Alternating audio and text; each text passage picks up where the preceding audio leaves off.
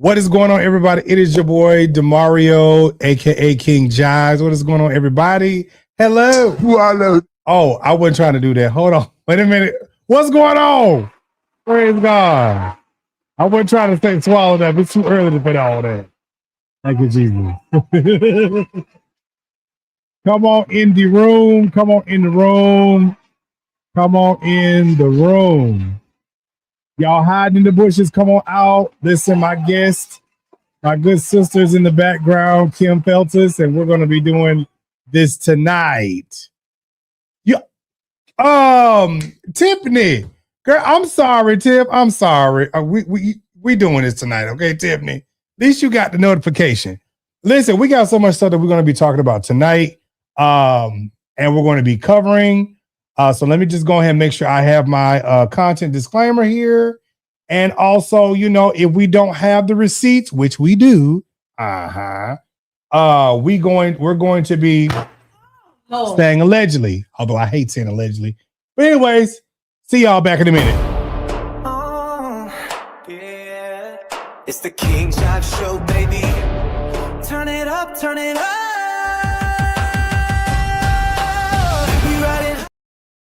All right, we got Kym in the building.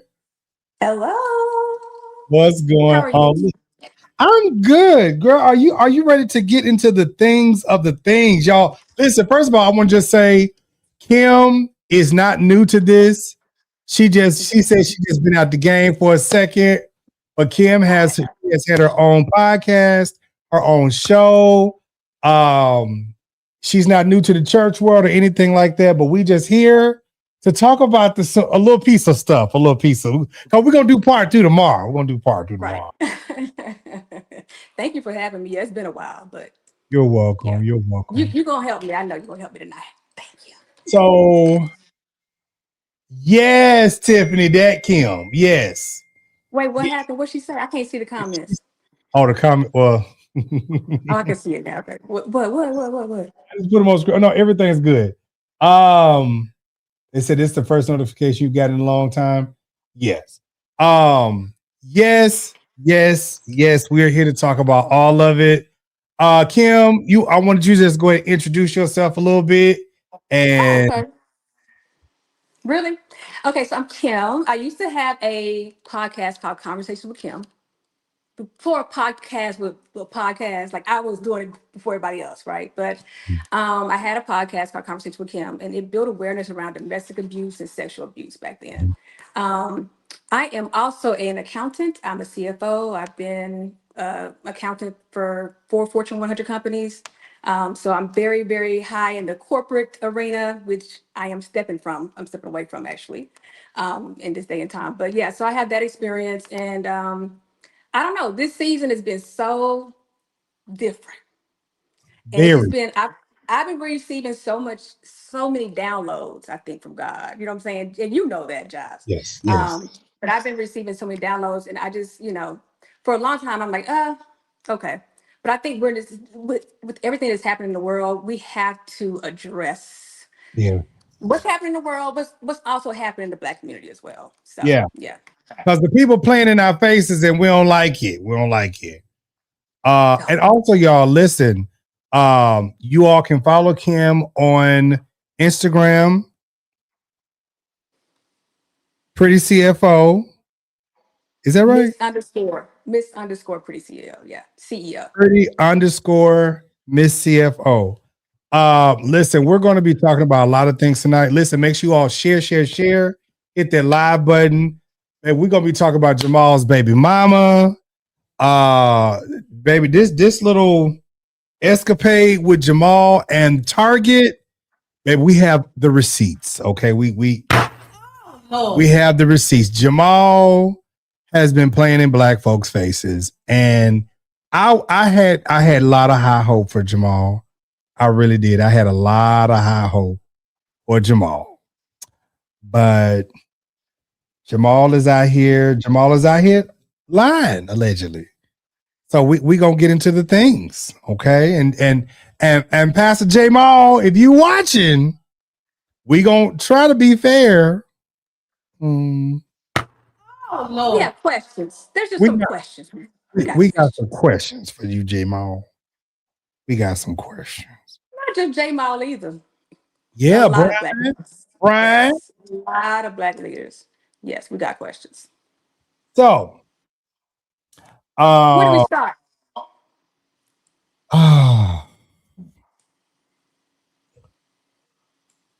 I'm gonna put you to guess. I'm gonna let you pick. Which one you want to start with? I think we should start with the historic issues with the black church and the black movement. So you want to do Chris? Oh. You want to do Whoever Chris? it is. Whoever it is. That Okay. would not fit to one specific person at all, but we could start with him. Hey, there we go.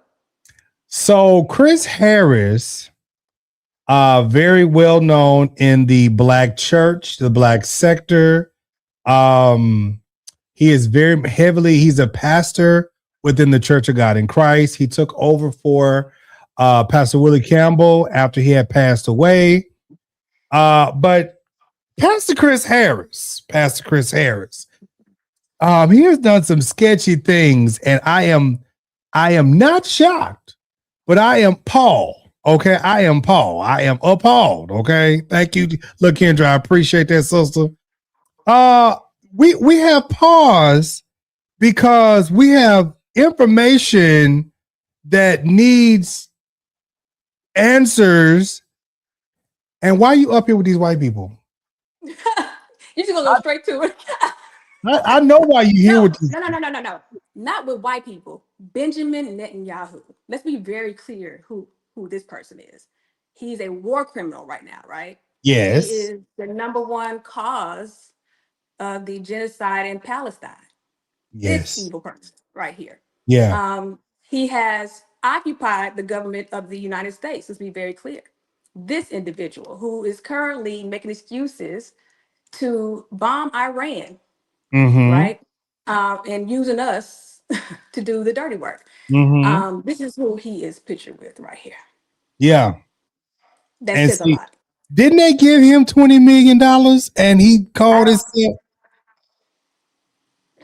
There was no 20 million. I don't think there was a $20 million. Okay, but that's not even the topic. But the problem with this is because he did something with ICE and the building got raided. The same building got raided by ICE. No, let's go back. Let's start from the beginning. Let's go back. So Harris is a part of AIPAC. Okay. AIPAC is a U.S. Israeli lobbyist, entity here in the United States. AIPAC definitely has bought out all of our politicians on both sides. That's why you see all this stuff with Israel. And so Pastor Harris has been part of AIPAC since 2014. Around the same time Black Lives Matter in Ferguson happened, the same time period. So he joined AIPAC. It is unusual for a local Black pastor in Chicago to be not number one pictured with Benjamin Netanyahu, but to also be a part of AIPAC and hold a position with AIPAC. Let me say this. Pastor Harris has been featured in the news media in Israel. I think 100-something times I found. Yeah. Wow. So he's over there in Israel. He's created this organization for trauma, and he wanted to take the template of trauma from Israelis and bring it over to the Black community. First of all, we don't need a template for trauma, baby. We got our own traumas. We don't need a template of trauma. And so that's kind of the beginning of Pastor Harris. That's what it starts. That's where it starts with Pastor Harris. Yeah. That whole correlation.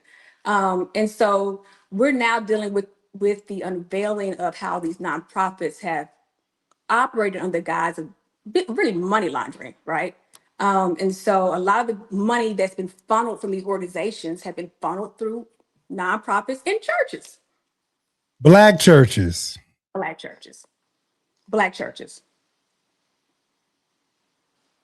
So how did he get to the situation with the ICE and the immigrants in that building? So what people have to understand, because you remember he did I'm sorry, go ahead. When you make these type of partnerships, it's never loyal. Like there's going to be a time when that expires, right? And they're going to throw you under the bus pretty much. And these are my assumptions, right?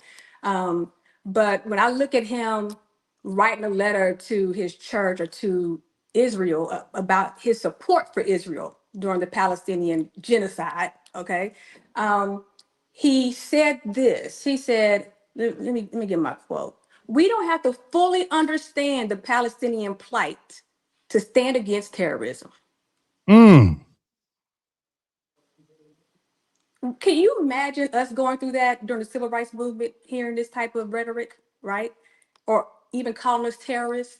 I think it's a slap in any person of color's face to When has stand with your. Pastor Harris stood for the rights and the injustice of Black people? I mean, maybe I I don't know. might be missing something. I'm not quite sure. I don't know. I don't know. But there's one article that really got my attention that the Israeli Times posted that they published. It was, let me find it here. Now, if you need to send it to me so I can pull it up on the screen, I can do that. You know, you could. I actually got the link. Hold on. Let's just pull the link up. Let me find it. I had it right here. No, that's not it. Okay, I'm gonna look for it. We can keep going. Let me find it. So, Pastor Harris, Pastor Harris, I have not heard, and it's what's so crazy about his ties is that Bishop J. Drew Sheard is tied with these same people too, in a different way. This is the reason why he went over. This is the full context. This is one reason why he went over to the Mormon church. See, the Mormon church is a big supporter of the Israelis too. Now, why is we supporting these Caucasoids over there, these Khazar Jews, these white Europeans that ain't even the Jews? Why are we supporting these people? And the churches, the Black church is being bought out by these people, but not nail one of y'all, because the only time Bishop J. Drew Sheard has said something for the injustices that have gone on was when a Black boy from the Church of God in Christ was killed by some white folks. And that was the only time he said something. Now, y'all always talk about, I don't like them, but are y'all saying? How do I send it to you, Giles? Text it to me. Okay. Y'all said they've been doing this mess since Martin Luther King. Well, baby, Yes, they have. There's been informants who were pastors. Let's be very hello. FBI informants. I mean, we just found out that the civil rights photographer was an informant. I'm just saying, it's not the civil rights photographer, the official photographer for the civil rights movement was an informant. Well, we're going to talk about informants. I mean, in the civil rights movement, I mean, we could talk about,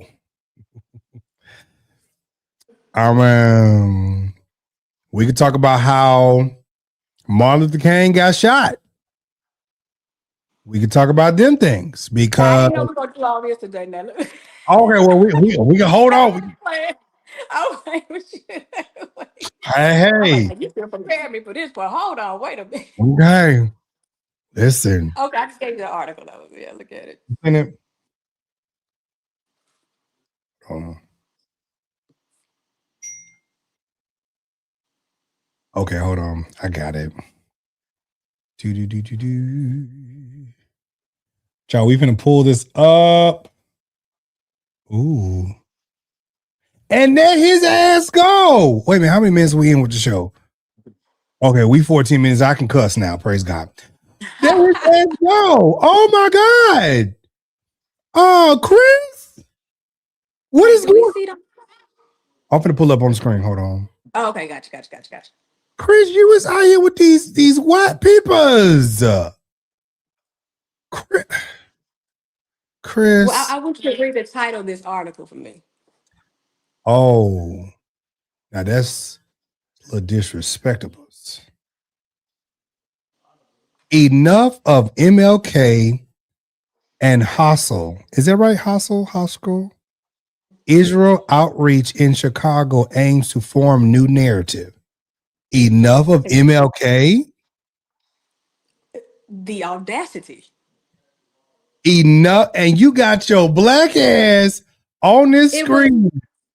Let me tell you, it's like the white Americans who downplay the civil rights movement, right? This is exactly what this article is doing. It's downplaying the fight that our ancestors had to, make for us to be here. And it's minimizing it. And I'm like, there's no way I would compromise or even sell out like this with these Israelis. You know what I'm saying? Wait, Kym, hold on. Look at Zionists. this. Look what this thing say. Hold on. Let me highlight this for the peoples.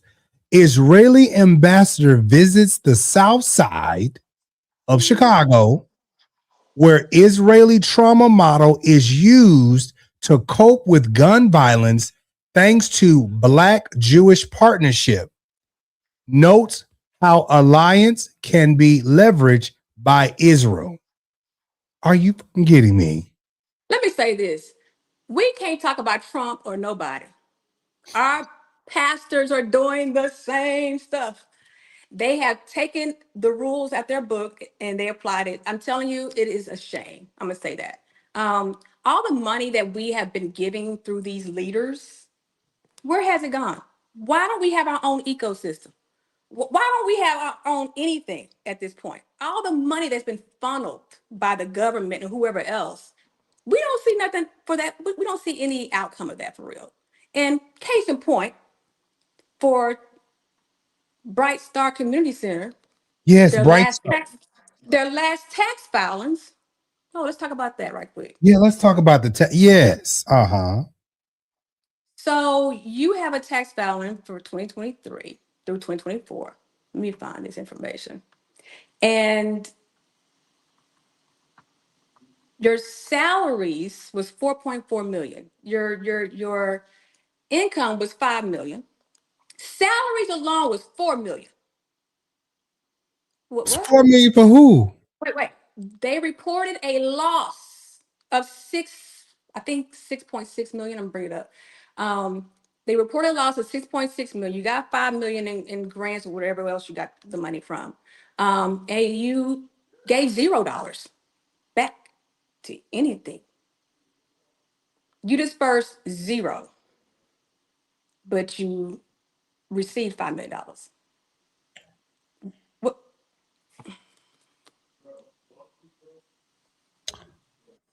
And let me say something. I'm an auditor. I'm a forensic accountant. I worked in corporate at high levels.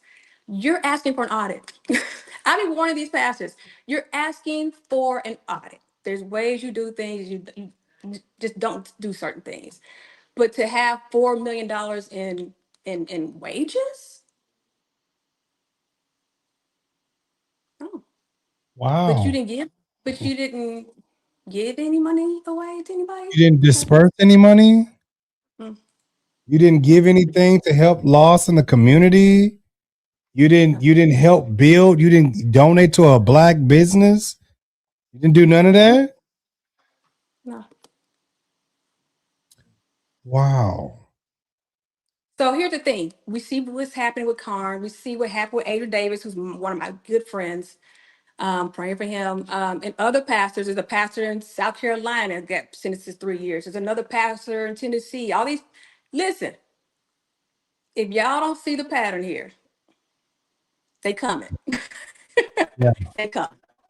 And they So probably already here. They probably been watching you for a couple of years building a case. Let's be clear. so maybe are these people that have teamed with Israel and Israel is coming for them? So look at what Trump's doing. I love that Trump is in office. I hate Trump, don't get me wrong. I love he's in office because he is showing us exactly what's happening in every organization across this country. Capitalism has been an evil thing from the jump, right? But you look at these churches and how they have literally repeated the same thing that they're doing. Trump he pass certain policies or he does certain things only for his benefit to keep money. You know what I'm saying? That's what a lot of these, and I'm not saying all of them because I'm a PK, right? I love pastors. I have a heart for pastors. I just hate that the pastors who deserve to be pastors ain't getting the recognition that they Exactly. should because they're not willing to compromise or sell their people out. Okay.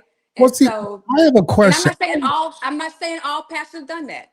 Please make that clear. But there's a lot of them that have. And I that's have where a I'm at. question. I'm like, how did Chris Harris get into that position with these people? He was young.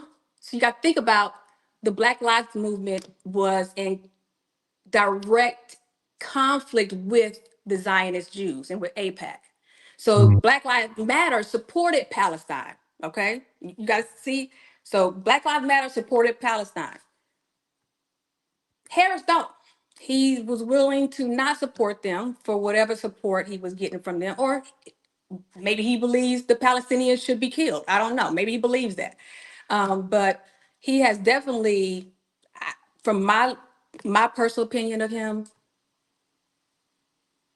sold out. And I think it's coming back full circle. That's why he is definitely on this hiatus after the ICE incident. How did ICE come raid you and you work for AIPAC? How did I You raid should have been you? protected, but they came and said, "We don't care about you. We gonna get you too."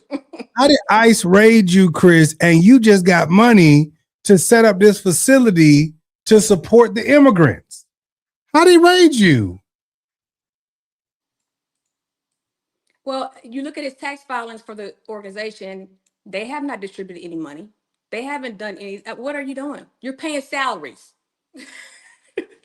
You're paying salary to people. I Can mean, like, Africa send King Jives some money? I mean, I'm not asking for Israel, but I'm saying, I can don't want none of that money, baby. You can keep that money. listen? Mhm. Just let me know when y'all gonna drop the bombs. Just let me know so I can, move out the way. Let me know. I've tried to warn certain people about Harris, and I'm just gonna make that clear. He's not a good person. Okay. Um, and I may regret saying it, but he's not. I'm gonna do a series called Predators in the Pulpit. He's gonna be one of the topics because enough is enough. I'm tired of women being victims. I'm tired of innocent people being victims and they're cosplaying on us, supporting us. They're not supporting us. Right. This is a money grab. And I'm gonna tell you Yes. this: the moment the Black church adopted the prosperity gospel, that's where we went wrong. Let's be very clear. That was a setup. You can't have it's an oxymoron. You're a nonprofit. You're not doing this for any profit at all. That's what you should be thinking. But to add prosperity gospel and we gotta no. This is why y'all get in trouble. You keep that separate from the church. If you want to have Yes. other ventures, have your other ventures. But the church should be the church business. That's it.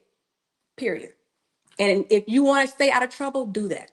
Just keep No. your stuff separate. Don't mix and mingle your businesses with the church business to escape paying taxes or whatever else. No, don't do that. You're gonna get caught. And they're gonna catch you when they want to catch you. When they're And ready to here's, catch you, they're gonna catch you. and here's the Yeah. thing. There is a way to move your money and put your money in certain places and make sure that, what I'm saying, it is legal. There are ways. Kym does this. There are ways that you can legally put your money and you're secure.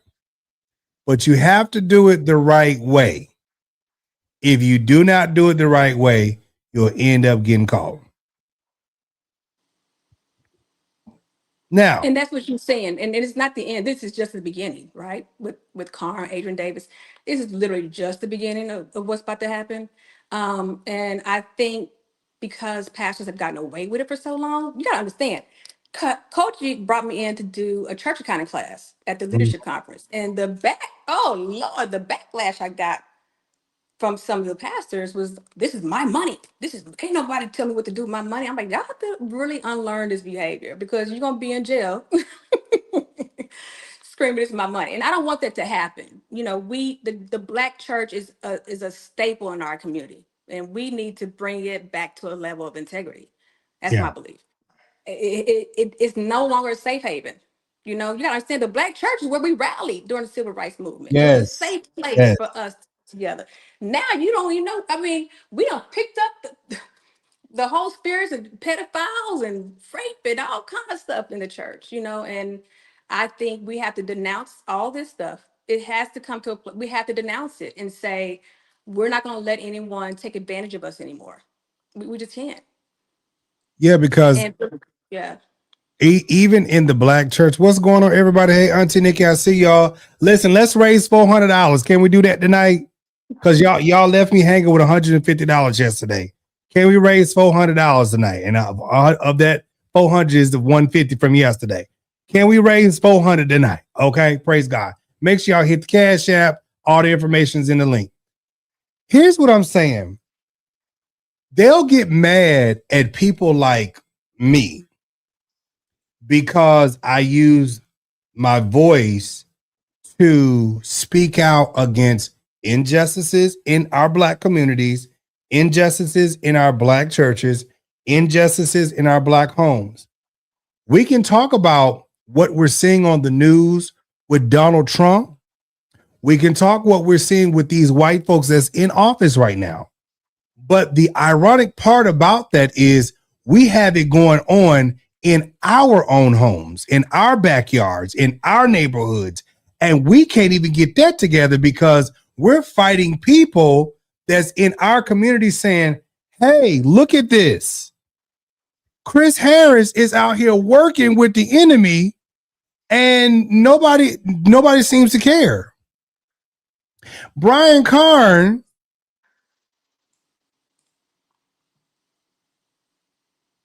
is sitting here lying to the peoples, you know, saying he gonna be all right and everything like that.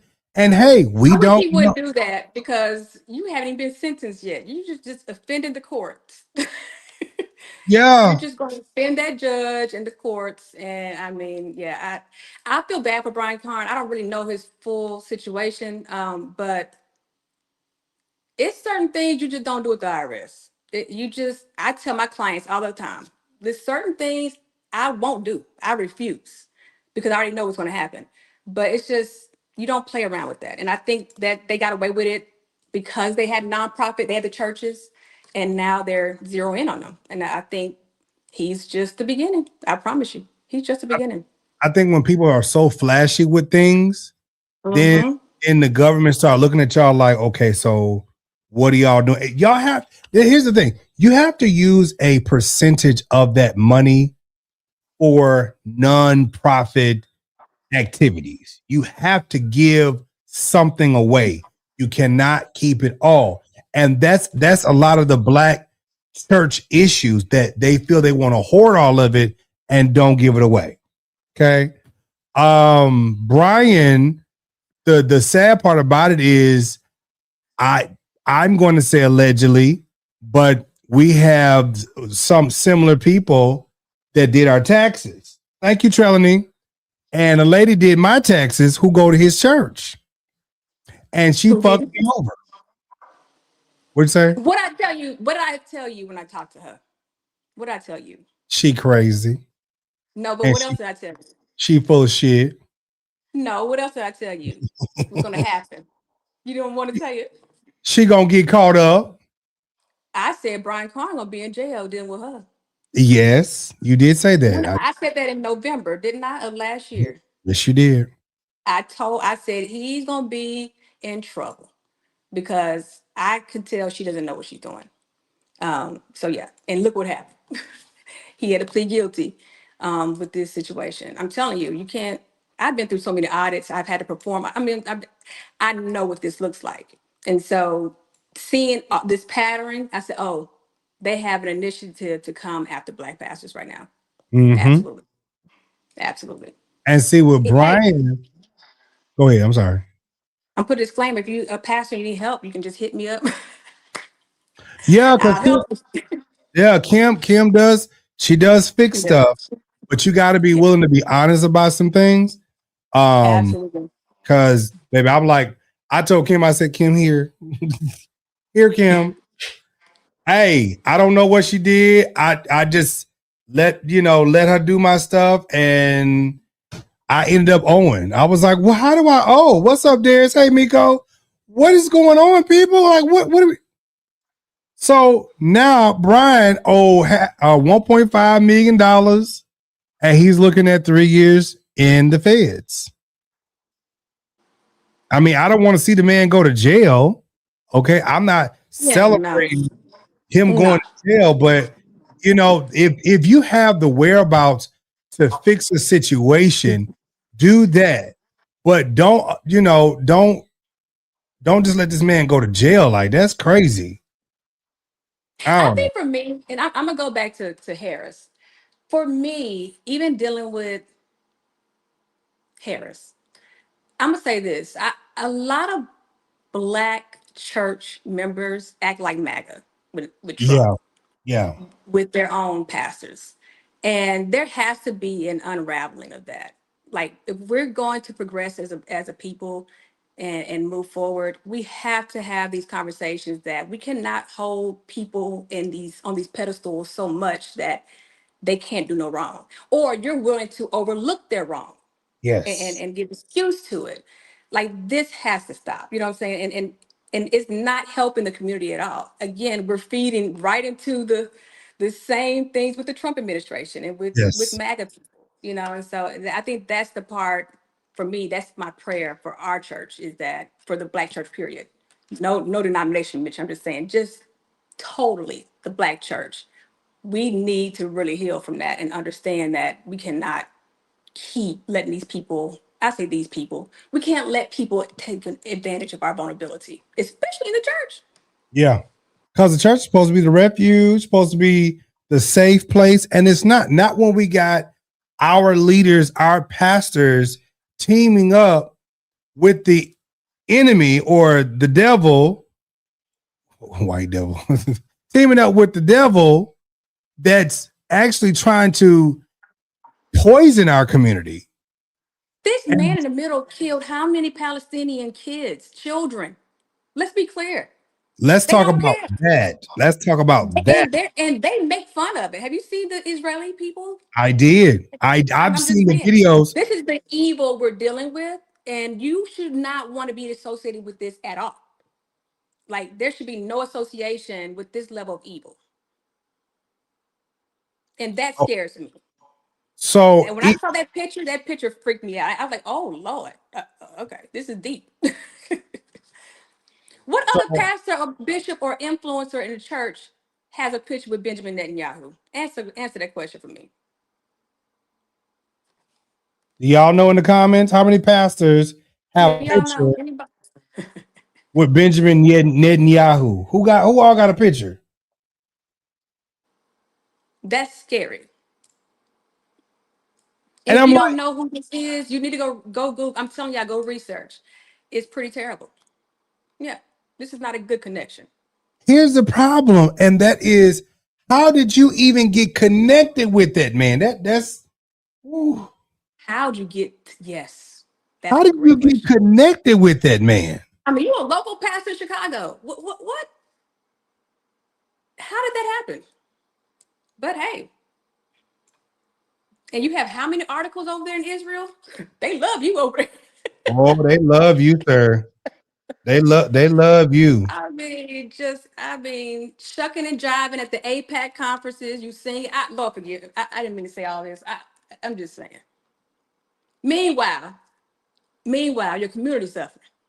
Yeah, because Chicago is going through. John Hagee. Well, see, John Hagee is white, and John Hagee is a Zionist.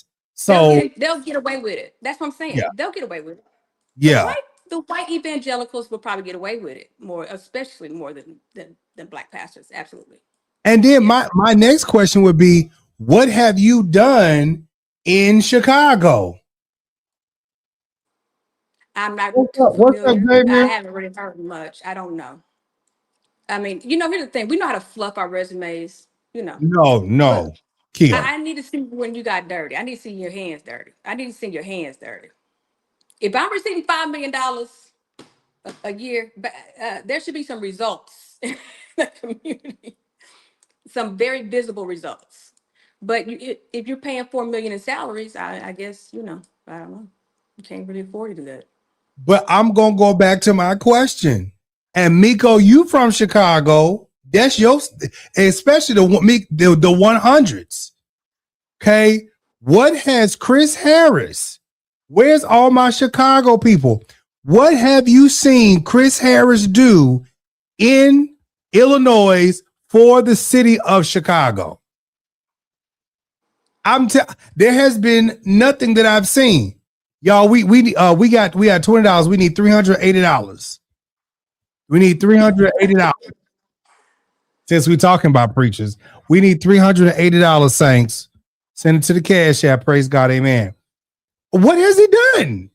That's the same thing I asked about J. Drew Shear. Since y'all put him in the office of the presiding bishop, what has he done for the community? Miko said everyone that gets in office and then they misappropriate the funds. Yes. Look at what's going on right now. Look at the people that's in office in Chicago now. Look at this. Matter of fact, it's a Kojic pastor that is the mayor of Chicago right now. Ain't that ironic? There was a mayor. There was a candidate running for mayor who was speaking out against Harris as well. They said misappropriation of funds and all that. He may be under investigation. I don't know.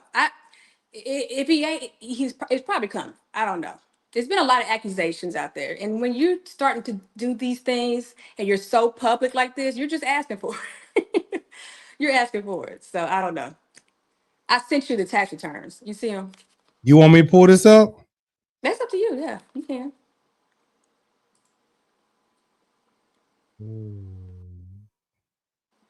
See, I don't really be knowing how to read these things, and it's 27 pages. Mm-hmm. There's just two key areas you can look at. Look at the amount of grants or money received, and then look at the wages or the expenses and wages. You'll see Oh, so he salaries. got tax exempt status, exempt. Wait, no. He has 501c3. Formal organization is a corporation. Can you put on the screen? I want to show you something. Okay, hold on one second.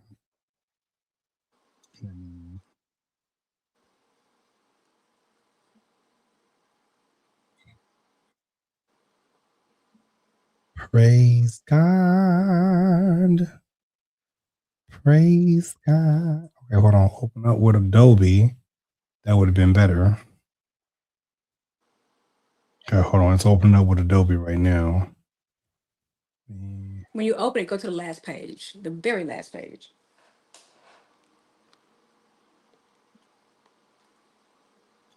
All right.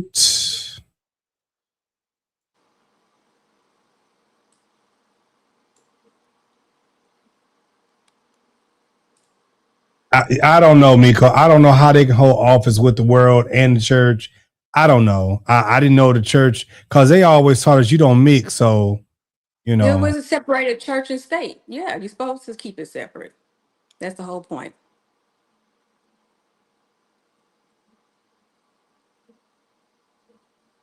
At Kendra, yes, he does that all. I think those are gimmicks. I'm tired of the gimmicks too. Him handing out checks or whatever else. I think he said he had a 20. You so stupid because you're gonna go run right up Harris.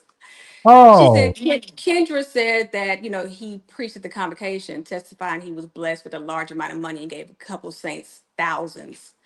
But he got millions, so we don't need thousands. We need you to break off. But why are you giving them the grant money though? I'm just saying. And I hope you ain't giving them the grant money. Okay, y'all, we got it on the screen, right? Kym. You said Okay, go go to to the the very last page. Scroll all the way down. I can't see it. Let me see. Go all the way down. Okay, you should see that they're paying back money to the Department of Children's Services. Yeah, there you go. I can see it now. Scroll back Oh, right down. here at the bottom. Hold on. Read that. Mm-hmm. Right here. How do I hide this? Hide this section. Oh, the part you gave them folks $81,000. Well, I think he had to pay it back. That's what it's saying.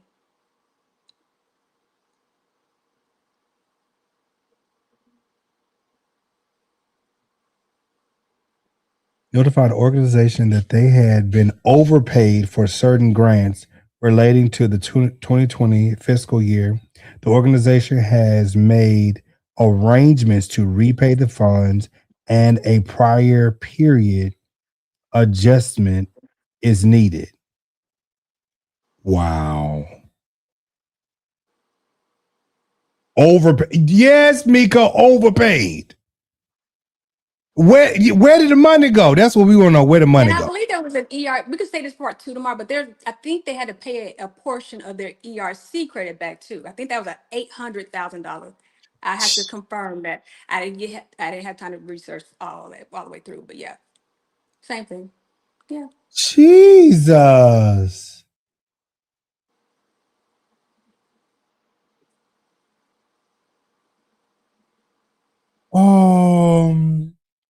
It's talking about health and wellness department. So what did y'all do with that? These are just explanations, but I wanted you to read that Oh, last line. They're paying that back.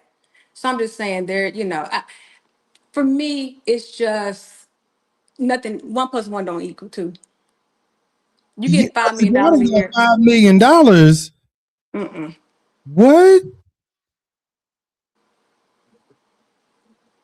So scroll up and see how much the expenses were reported. You see the part. Investment. Oh, that's investment expenses number Scroll up some 3. more. Scroll some more. Mm-hmm. Is this good enough?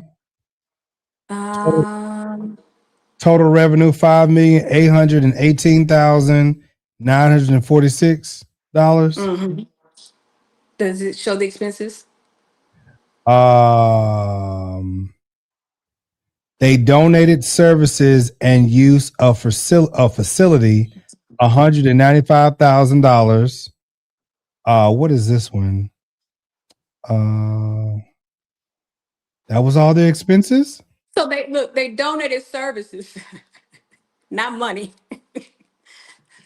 Uh, Um, no, there and should keep scrolling up. Right there. Total expenses employment retention. 6.5. You see it? Wait, what you looking at? Sorry, go ahead. Wait, you see 6.5? Oh, wait, hold on. Total expenses and losses per audit financial statement, 6.5 No, million. no. Yeah, there you go. Yeah. Now, That's then it. when you go up, you see employment retention credit liability. There you go. That's it. Is that what they paid people? No, liability means you owe it. Hmm. Lease liability, $79,000. I don't know what that's for, but the employee retention credit liability means they applied for the ERC credit, got the money, and had to pay it back. That's Oh, what it looks. I tell you, I'm still researching that, but that's what it looks like. Yeah. non-current receivable, 483,000. Right This is a lot of money. right That's a of lot of money. use assets. But see, this is money that they're getting from governments, right? Grants or donations. It could come from different sources. Yeah.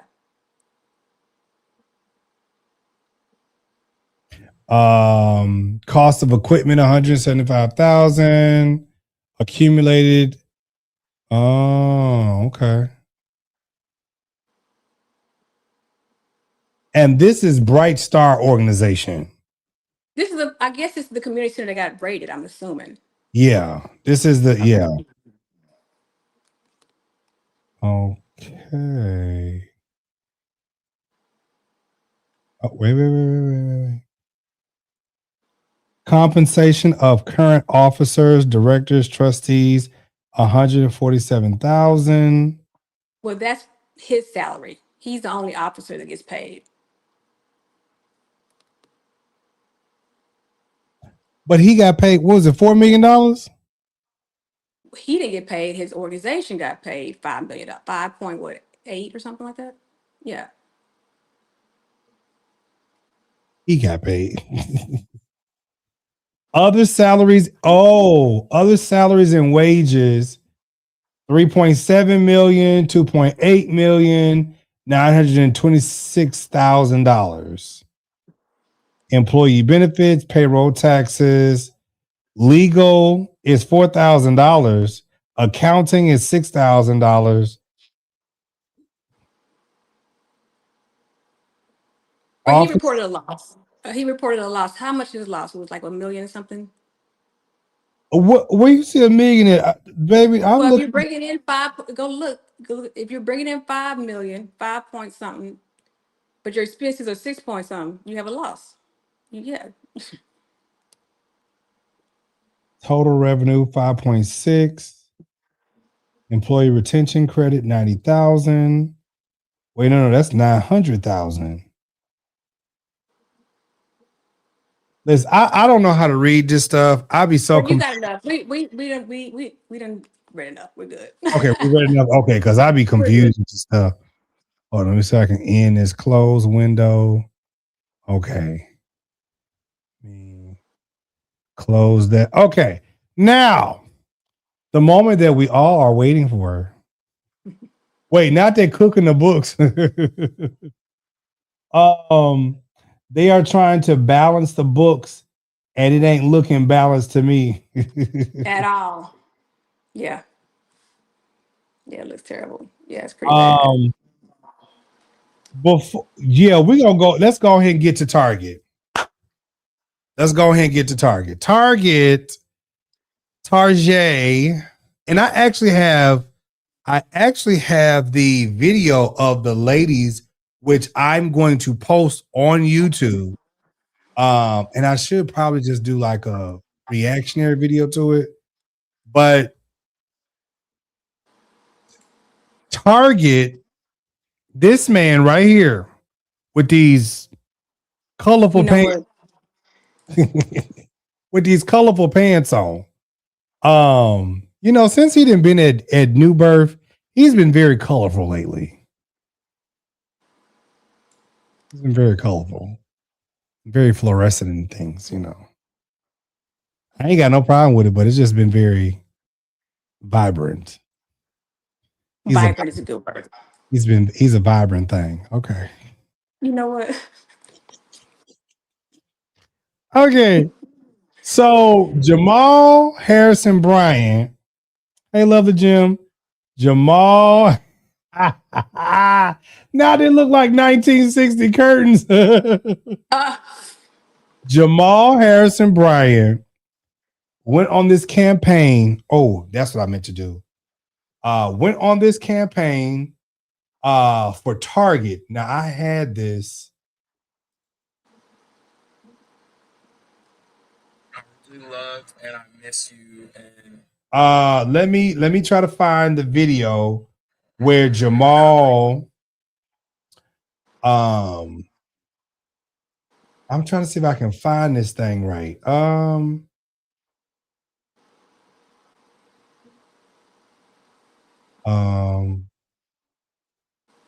Which video? The one you sent me? The one where Jamal Harrison Bryant. So he was outside. He was talking about Target. Where is it at? Okay, that's not it. Where is the one where he was just at Target? Or maybe that's it. No, that's not it. These comments are so funny. Wait.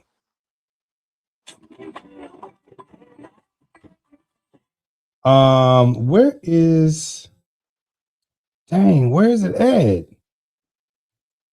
I just saw. Hold on. Okay,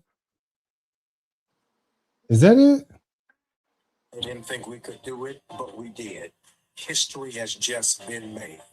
The most effective and powerful boycott by Black people since the Montgomery bus boycott 70 years ago. We asked for 4 things. Oh, this it right here. Let me go and get this one. Cause yeah, Jamal, you said we asked for 4 things, but we asked for a whole lot of other stuff too. And apparently Target said that they've been giving the Black community $2 billion, and you apparently asked for 250 million. They gave you, Jamal, 100 million in your bank. Wait a minute. Oh no.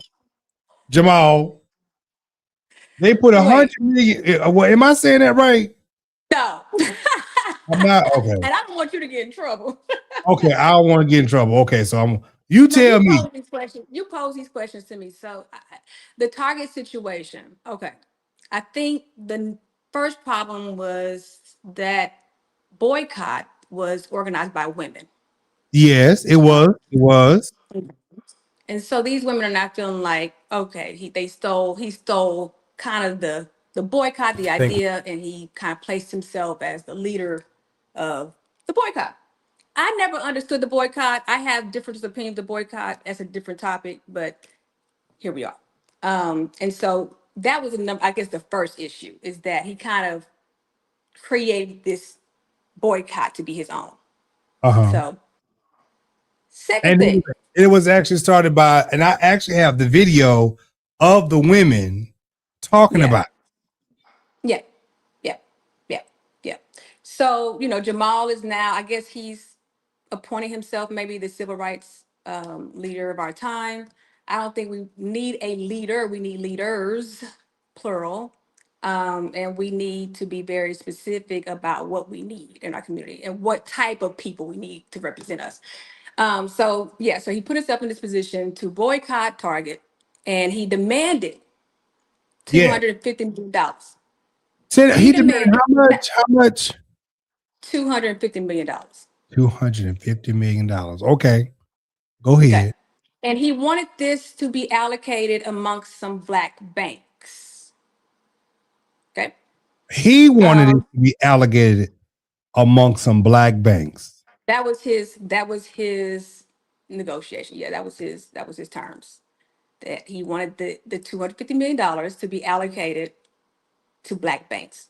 Listen, I think it's a great concept. I think if these banks are going to help the Black community and literally pour into the community to get businesses opened and, create an ecosystem for us, hey, I'm down for it. And I think for me, the confusing part was they were already donating $2 billion. And so his cry was, well, they're not going to be transparent with the money. How do we know they're going to spend the money the right way? And my answer to that, Jamal, is that I worked in corporate America a long time, and I worked for publicly traded companies. The scrutiny of being a publicly traded company from an accounting standpoint is tough, okay? You have to deal with the SEC, you got to deal with the IRS, you got to deal with the state, you got to deal with, auditors like E&Y. So you look at Target, they're a top 30 company, right? They're a Fortune 30 company. They're with the SEC, they're publicly traded, they go through audits. So my whole point is this, they provide an allocation every month. They're very transparent with what they do with the money. But you want $250 million into the Black banks. And my question to Jamal is, who's going to oversee that? Who will oversee the $250 million? Who's going to keep an audit? Who's going to keep accountability? Because we can't just say we're going to pour them in Black communities and we're going to be happy with that, right? Because it's for us. It's for all of us, supposedly, to benefit from. Maybe not directly, but to benefit from. And so I think those are the questions that were posed to me and that I actually agree with, that we need to do something about that. So that was kind of the first situation. But then he has this other project, the venison.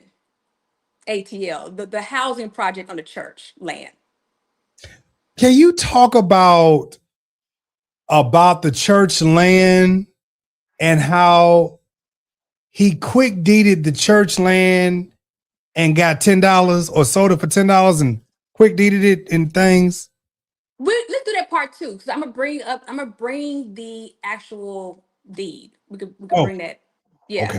and discuss that. We'll discuss that then. But yeah, I mean, so I guess the issue is, and my fear for Jamal is that you don't want to be set up in a way where you're making this announcement for a demand for $250 million, and there's a correlation between you and these black banks. Is there benefit for you personally? How many friends you got at the Black Bank? Jamal. Kym, hold on once. I want to hear what Jamal had to say. Okay, They didn't think we could do it, but we did. History has just been made. The most effective and powerful boycott by black people since the Montgomery bus boycott 70 years ago. We asked for 4 things, and I'm grateful to God that we've got 3 of them. They have invested $2 billion back into the black community as they pledged after the death of George Floyd. On top of the $2 billion, an additional $100 million to immediate organizations that are meeting the needs within our community. Number 2, we asked them to partner with HBCUs. They have found, and we have found collectively, one that will do our pilot program with 12 other HBCUs to follow. Number 3, a reimagining of DEI. It's been a rough year for our community. 300,000 black women have lost their jobs, and this is the highest unemployment for our people in years. The only thing that we didn't get accomplished, but we're still working towards, is an investment into black banks. And I'm believing by grace, it's gonna get done. This new CEO has come handling business, and I'm glad to walk with him. The immediate target fast has come to an end. We claim victory. We're grateful. Go in or stay out. But I'm grateful. So let's be clear. The $2 billion was initiated in 2021 after George Floyd. Okay. Mhm. So that was already going. That wasn't nothing that anybody did through the boycott. That was already in place, right? In the works, right? That was already in the works. And so I asked this, what other organization, company, retailer is putting that much into our communities? And Nobody. why are you going after only Nobody. Target? That's another thing. And that's another thing. Why just Target? Target, only 8% of their customer base of their sales are from black people. Walmart, 17% of their customers are black. So why not Walmart? We spend more at Walmart than Target, right? And so that was another question. But anyway, back to this thing. So we bring up, and this is what was asked from me, about the Benison project in correlation with Target. The Benison project is the home development project that he's doing on the church land, right? So he's In Atlanta. building, what is he building? Homes or tiny homes? Homes, tiny homes, yeah, Tiny homes on the church property. yeah. See, for Wow. me, this is sticky grounds, right? I Mm. would advise, let's do this separately, just to be careful, right? Just because, you know. But yeah, so he's gonna do this project. I think it's a great idea, right? I think it's a great idea to have home ownership amongst our, yes, that's huge. Okay. But then we find out that the land would never be sold to the homeowners. They will be renting the land from the church. Or So even after they pay off the tiny home, they still got to pay the church some money. well, yeah, is if they're gonna live there. Yeah. So you have your mortgage, then you have a land rental fee, a land thing. I mean, I'm reading somebody's comment. He's gonna have all his baby mamas in the home. I'm too done with y'all. Listen, speaking I'm of done. baby mamas, I'm done. But yes. Oh, Latoya Odom. Latoya Odom is still seeking for some type of support from her baby daddy. Now let me put this picture. That's Lil John. That's Jamal. Let me see. Jamal. Lil John.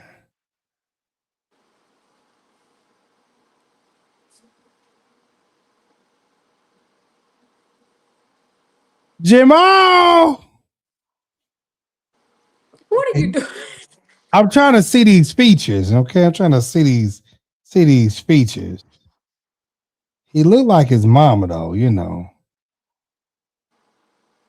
Okay, let me look at the lips. He got lips like Jamal. Look at the eyes. Yeah, he got the little peach eyes. Yeah, okay. He got that head like Jamal too. Jamal, you got all these children out here. You said, oh, I forgot. Look at the ears. Yes, Lord. You know how black folks, let me see what he look like. Jamal, we need you You to got take. ears like your daddy. You got ears, baby. Your son got ears like you. You know, it's so sad that Jamal got, I believe it's 7 children. Wow, I didn't know that. He got, I believe it was the last time I wrote it down. Let me see. Maybe I got the papers right here. Is that the papers? Is that the papers? No, that ain't it right there. No, that ain't it. I wrote it down. So Jamal got a whole bunch of kids, a whole bunch of them. A whole bunch. A whole bunch of kids, right? And the only ones that we really hear about is Grace, Ava, and Lil Joy. I forgot. There's 3 of them. We don't never hear about. Excuse me, Topaz. Now Topaz, she'd been in college. Oh, he has 6. Okay, I'm off by 1. Well, you know what? Maybe he got another one out there. Okay. Oh. Okay. But Jamal, you are collecting $100 million and you putting it in banks out here. And what's your break off of that? Okay. Now, what's your break off? Oh, well, that's what they're gonna be looking at. Seriously. They're gonna be looking at Naomi. If they allocate $100 million, best believe it's going to be under a microscope, definitely, on how they spend their money. But yeah, so let's go back to the venison ATL. Okay, the venison. Okay, so there are 24 black banks in America, in the USA. Thanks. Okay. We had $300. We need $300. Can we go knock this 300 on out? The offering plate is going around. Can we knock out this $300? Thanks. Amen. Praise God. Can we knock this $300 out while we are on this live right now? The venison project. Mm-hmm. Okay. So again, they would not own the land portion of their home. So traditional banks are staying away from this type of lending, right? It's going to be hard to get a traditional bank to kind of agree to that.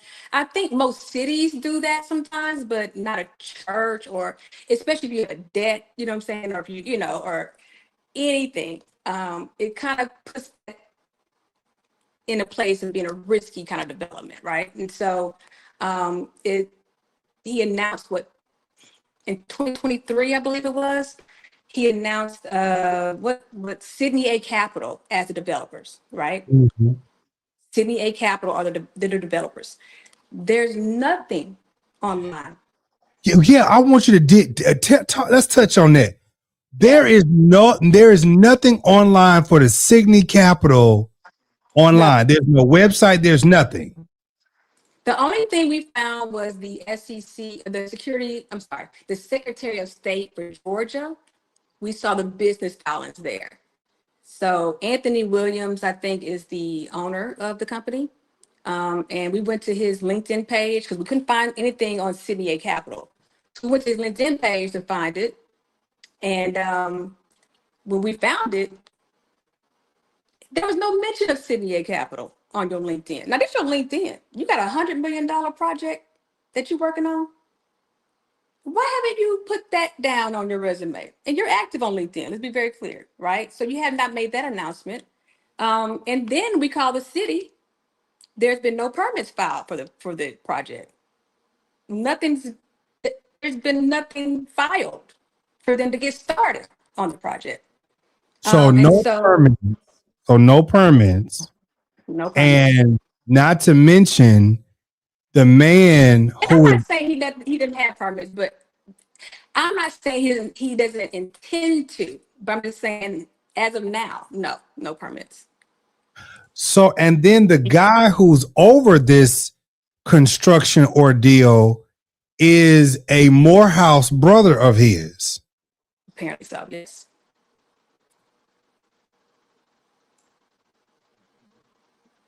Interesting.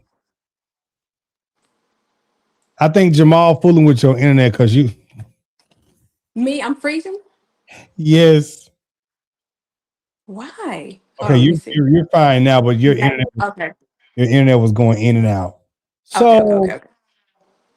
they So you have to understand if there's a self-vested interest. So what it looks like when you do that. So you can't get traditional funding from like a Chase or Wells Fargo, right? So you're looking probably for the black banks to help you with this. Mm-hmm. And then your mortgage for the church is through Citizens Bank. Didn't they just refinance the church? I guess recently, yeah. Because I thought the church was paid off. No, I don't think the church has ever been paid off. They've always had this thing about paying off the debt, I guess, for the church. But yeah, so I think the connection between the Target boycott and the demand for $250 million going into black banks, and then Jamal's personal association, not just personal association, but business association with the same black banks, poses a problem. It could. Because now, it looks like you stole the boycott idea, because it was right at the same timeline of the Benison project, and you added, "I need $250 million." Now, first of all, I've never heard anybody demand a corporation of $250 million. I think that's dangerous territory. I don't think Jamal understands who he's dealing with. This is corporate America. I've been in corporate America for 25 years. These are the most evil, people, okay? They would do anything for their dollar. And if you come and you challenge that, you better have every T crossed and every I dotted. You understand me? That's a whole other playing field, huh? NY Fresh, we just said the Benison Project. We just explained all of that. We talked about hold on, let me pull it up here on the screen. Yeah, Sydney A Capital Partners. Have you Googled Sydney A Capital Partners? Do they have a website? Can you find anything on them? Hold on, let me get it. Okay, so we do have the video where Jamal was scrutinized because he said he was only making $46,000 a month, and he already having trouble paying his child support and things. But Sydney, let me Google this. Sydney, let me go to here. Exactly, he sounds just like Trump. I agree. These are Trump behaviors. And I did, just to put it out there, I did reach out to him and his team to get some questions answered. So hopefully I'll get those questions answered for part 2. Was it Sydney what now? Sydney A Capital. Thank you, Sydney. lovely man. Lovely Jim. I appreciate that. But you won't find anything. I mean, my whole point is that we Googled, couldn't find it. You should have a website for her. I mean, I'm just saying. Hold on, because I'm gonna pull it up right now. Hold on 1 second. Y'all hold tight because I'm looking at this stuff on the Googleizations, okay? And I just researched it. What's the song say? I searched all over. Couldn't find nobody. Can't find nobody. We couldn't find nobody, okay? So Sydney Capital Partner is a boutique is a boutique corporate advisory and investment banking firm based in Sydney, Australia. No, that's not the same one. That's What not I'm saying. it. You got to look for the one. Yeah. But you're not going to, I mean, you could probably go to the Georgia Secretary of State Office website. You'll find more information about the company Okay, wait, there. hold on. What's this? Oh, Sydney A Capital Development Firm builds portfolios. Is this in Atlanta? Is that Atlanta? Oh, what is this? That's not it. This ain't it. Mm-mm. Yeah, this ain't it. This ain't it. So this somebody else stuff.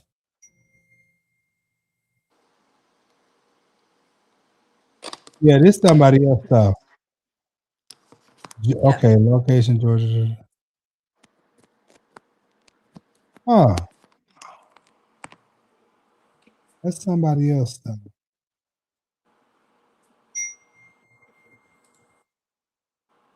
So you have a situation where I think are they taking pre-sale? I'm not sure if they are. I hope they're not. I really don't want anything bad. I'm still serious to happen about this situation, but from my experience, this is not a good look. I wonder You is understand this. what I'm saying? Yeah. I That's get not it. exactly what you're saying.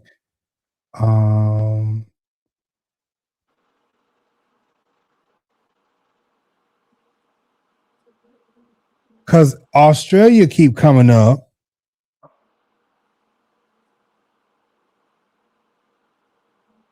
Because you got Sydney, Australia. Yeah, it's probably a correlation, but Because this one that I just put up had something else to do with like Georgia, Texas. Hold on, let me go back down to it. Hold on. Our process. Let's go back down. I just saw this. Let me go to contact. Georgia, Pennsylvania, Virginia, and Texas represent our base, but opportunity is on our map. If it's real estate, okay. So, but this ain't really telling me nothing. Get in touch with us. This ain't telling me nothing. oh, this actually might be it. You may have found something. Unless this is just, let me see, when was this put up? Because we didn't see this in. Yeah, I ain't seen this. It Did y'all? might be in. This was 2000.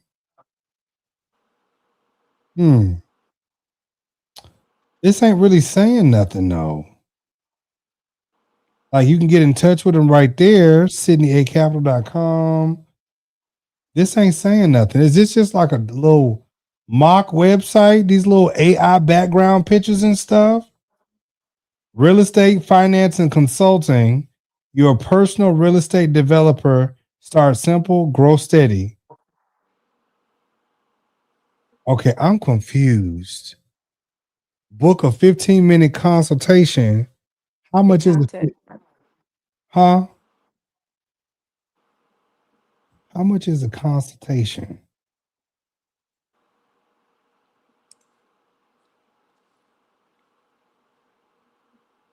Oh, you gotta go get in touch. Okay. Huh. Well, that's not really telling me nothing there. So I think the main point is that, if you can't get traditional funding for whatever reasoning, and you're, relying on the black banks to help support this project, But then on the flip side, at the same time, just the same timelines, you are asking $250 million from Target to be allocated into the same. Right. That poses a problem. And I think my hope and prayer for him is that they're not setting him up for, you know what I'm saying? Who ain't setting him up? Him? He ain't setting himself up? No, like Target, the IRS, I'm telling you, build a case to say, okay, we take this money. I don't know. I don't. No permits have been filed. We ain't seen no permits. The groundbreaking ceremony was what, 2024, I guess. So yeah, we're in 2026, and there's been no permits filed, no progression at all as far as the project, the housing project. What'd you say, Auntie Nikki? Decline. We ain't seen nothing. We ain't seen nothing. Allegedly, we ain't seen nothing. I'm gonna say that. We ain't seen nothing. Kym ain't seen nothing. So this is the reason why people are upset, because these housing projects, and these housing development projects that is supposed to be underway, there's no information. And we're supposed to be getting $100 million for this particular project, and we haven't seen nothing. You mean $100 million from Target or where? $100 million from Target. Yeah.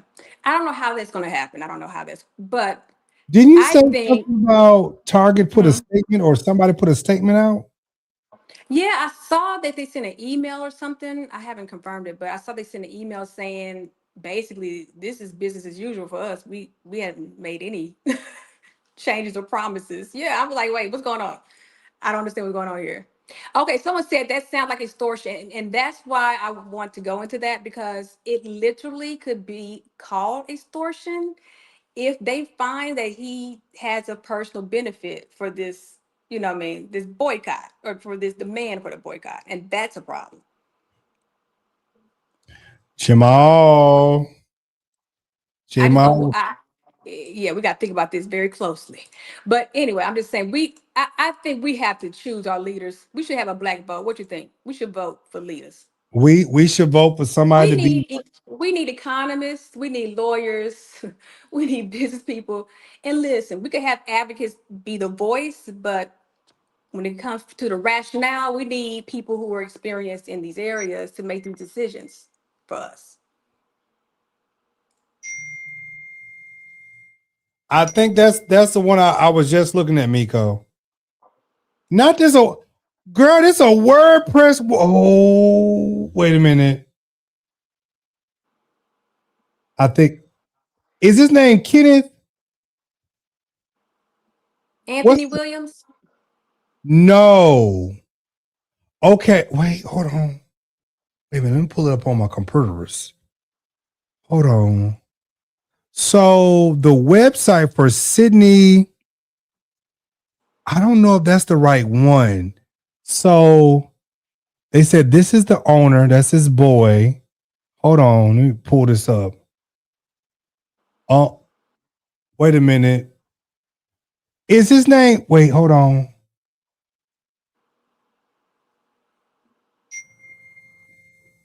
The owner of Sydney. Someone asked who said that money was going to that project. No, we're not. I'm not saying the money's going to the project at all. Hello? It's been asked of me, honestly, but I can see why people correlate the two. You know what I'm saying? And if he's doing business with them on both ends, it could look bad. It could look like, he's really benefiting from both sides, and that's not a good thing, especially demanding $250 million from a Fortune 30 company. That's mistake number one. Oh, he's on mute. Yeah, I know what that means. Look at his face. He's getting some juice, some tea.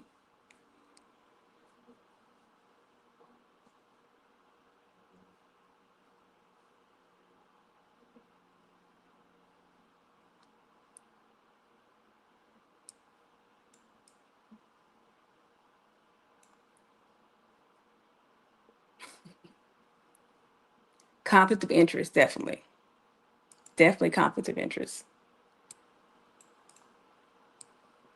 Okay. So I'm going to pull up this website so I can show you. So this must be his boy, because this is a word. Now you can't be operating no multi-million-dollar company. You got a WordPress website. So Who's this that? that's That's the other guy. Okay, yes. so apparently got my people doing the scoop-a-doop. So Sydney go. Capital LLC is owned and operated by Mr. Finks, who established the firm following a career in financial services and a boycott of Bank One Security. The firm specializes in construction and transportation projects, with additional experience in real estate and international consulting. Um, mm,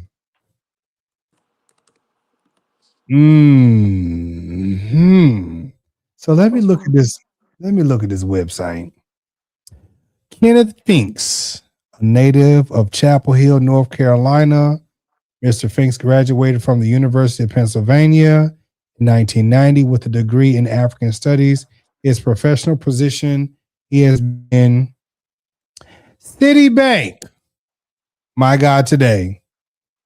Risk management. Now, what was the bank that we said now? No, that was Citizens Bank. Citizens Bank? Okay. Citibank is the major bank, yeah.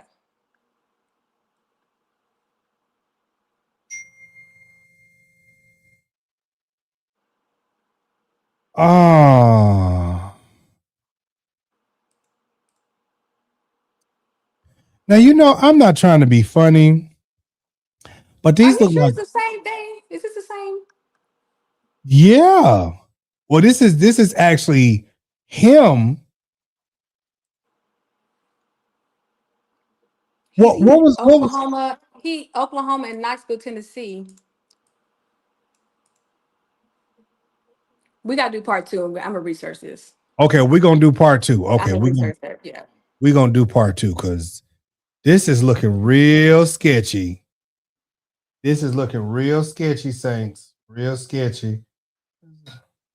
Real sketchy, because I am trying to understand how the people's, like, what type of product, because it's like, okay, y'all, do you know you got to know somebody at Target to be trying to finagle some money around allegedly. Glory to God, saying, hey, Pastor Carpenter, you got to know somebody, and y'all got to be trying to do something and shake something, because yeah, some ain't sound. Do some sound right to you, Kym? There's questions. Yeah, we got questions. Now listen, I'm not accusing anybody of being anything, but there's questions. And I think with the death of Jesse Jackson, Lord forgive me about to say, but I'm just saying I think some things should die too. And making the church the gatekeeper of our progression, I think, has to stop. Like, the church is not going to be the gatekeeper of Black progression. It shouldn't have to be. Now, should it be included? Absolutely, but it shouldn't be the gatekeeper of it, right?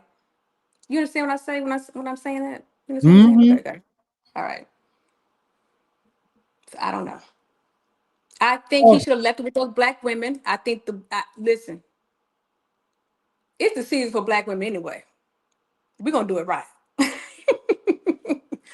So I think he should have left it with them. I don't know about this self-appointment. I don't know if he even wants to do that. He should do that just because it just puts you in a place of exposure.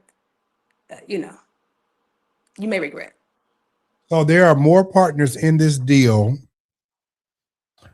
So I'm looking at. Now you said there's an email that said, basically this, in so many words, this is sketchy. They've already handled some things on their end. Jamal is saying, what'd you say? Oh no, wait.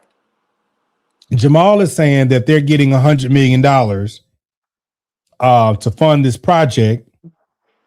So 2 and 2 ain't getting 4.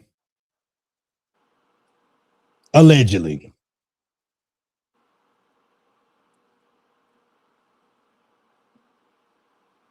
I'm reading Miss Miko 100. She If said it. Target gets money, he presented his plan. So Sydney Capital is going to build out this real estate plan, and he is claiming helping single mother. I don't know who he's claiming to help, but I'm just saying, I think you have to look at the bigger picture of how it looks and the timeline of both, you know, when I started researching this, because somebody asked me to, and when I started researching this and found that, I'm like, okay, I could see where there's a correlation, or they may appear to be a correlation, maybe a conflict of interest there. And I think we should be questioning it. Everybody has a right to question it. And who's going to oversee the money? Where is the money going? You know what I mean? Where is that $100 million going? So, with that being said, What Joseph Foster say? I released a prophetic warning about new birth back in 20 concerning scandal. Wow. that's what I was just That's my about boy to. Joseph. Yeah, I love Joseph. Yeah, Yeah, he be on it. now, I'm going to tell you this. If there's any shaky business going on, we're going to see. I hope not. I just said if I there hope is. not. But anytime you have a big platform, or where you're going viral, or you're going to be on the radar. Yeah, absolutely. You know, that kind of does trigger some type of, you know, Something. unofficial audits. Let me say that they might start digging into you, you know, especially how petty Trump is, especially how vocal Jamal has been with Trump. I don't know, you know, they could be petty. So I Well, hope. not to mention that the Church of God in Christ really pushed Kamala Harris. So, they may be real petty about that. Now, with that being said, this $100 million project, and I'm not, let me just rephrase what I'm saying. With this $100 million project, there has to be a paper trail. There has to be something that makes sense. If you're saying that there is no permits, that's a problem. If you're saying that they have already made a deal where the people, y'all, we need $280, $280, and we'll seal the deal, okay? $280. Yeah. I know the prophet Joseph, you in the comments. Go send a good seed. If y'all are leasing the land to the homeowners, then how much is the rental for the property for the parcel of land that the people are going to be living on? Y'all, let's make it make sense. And listen, it may be it may be affordable for them, more affordable to do it that way. But I don't think traditional banks would touch it. You know what I'm saying? That type of investment or that type of mortgage. And that's why I believe that's the reason why he's wanting that money in those banks, because he has a relationship with those, allegedly, those people at that bank, to where he can just easily get that money. I think then the project being stalled the way it is bringing these questions up, because it's been 2 years now, right? So where's the progress? And it's due to probably funding, you know. Well, there has to be a business plan. Auntie Nikki, there has to be a business plan to be talking about that amount of money. Period, point blank. I agree with Miss Miko. She said, do right by your people. Listen, let me give you a story. I worked for, I can't say it out loud, a Fortune 10 organization, okay? And they literally hired me to fire 2 Black people. They recruited me from FedEx. I had a great career at FedEx. And I was like, this is going to be a good, kind of just step up promotion for me. And I remember being in that situation. I'm like, okay, if I don't fire him, I'm going to get the heat. You know what I'm saying? And so I went back and forth about it. And I did play along with it. This is just my testimony. I played along with it. I had kids. I'm thinking, I got to pay my bills. Oh my God. And so the crazy thing is the HR director was involved. The president of the company was involved. My boss was involved. They brought me in this boardroom and said I had to fire 2 Black people. One was a gay man, one was a Black woman. And they were firing them because they gave them a bad review on the annual job review that was supposed to be anonymous. It's never anonymous, y'all, by the way. And so they wanted me to fire them. Well, they ended up quitting and they filed a lawsuit. And then we had this internal investigation, okay? Mm. And these investigators would call me all the time, trying to get this stuff out, like trying to get me to admit what was going on. I wouldn't.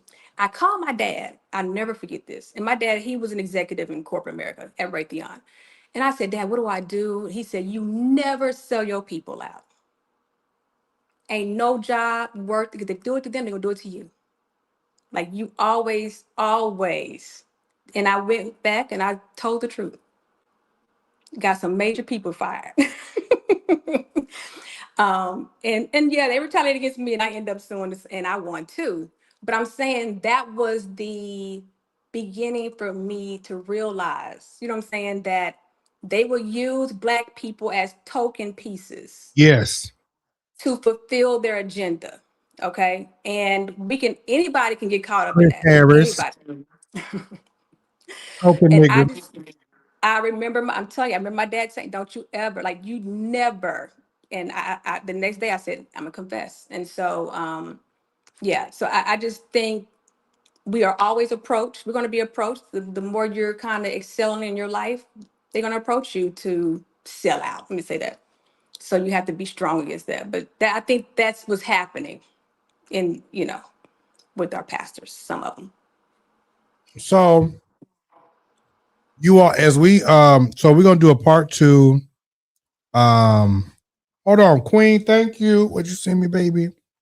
Hold on. The thanks for sending a little offering.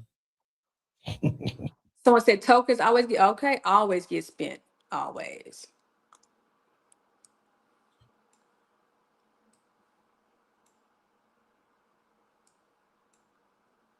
So we need $255 thanks. 255. I feel like I'm in the auction. 55, 65, 65. It's like a midnight musical. You hear me?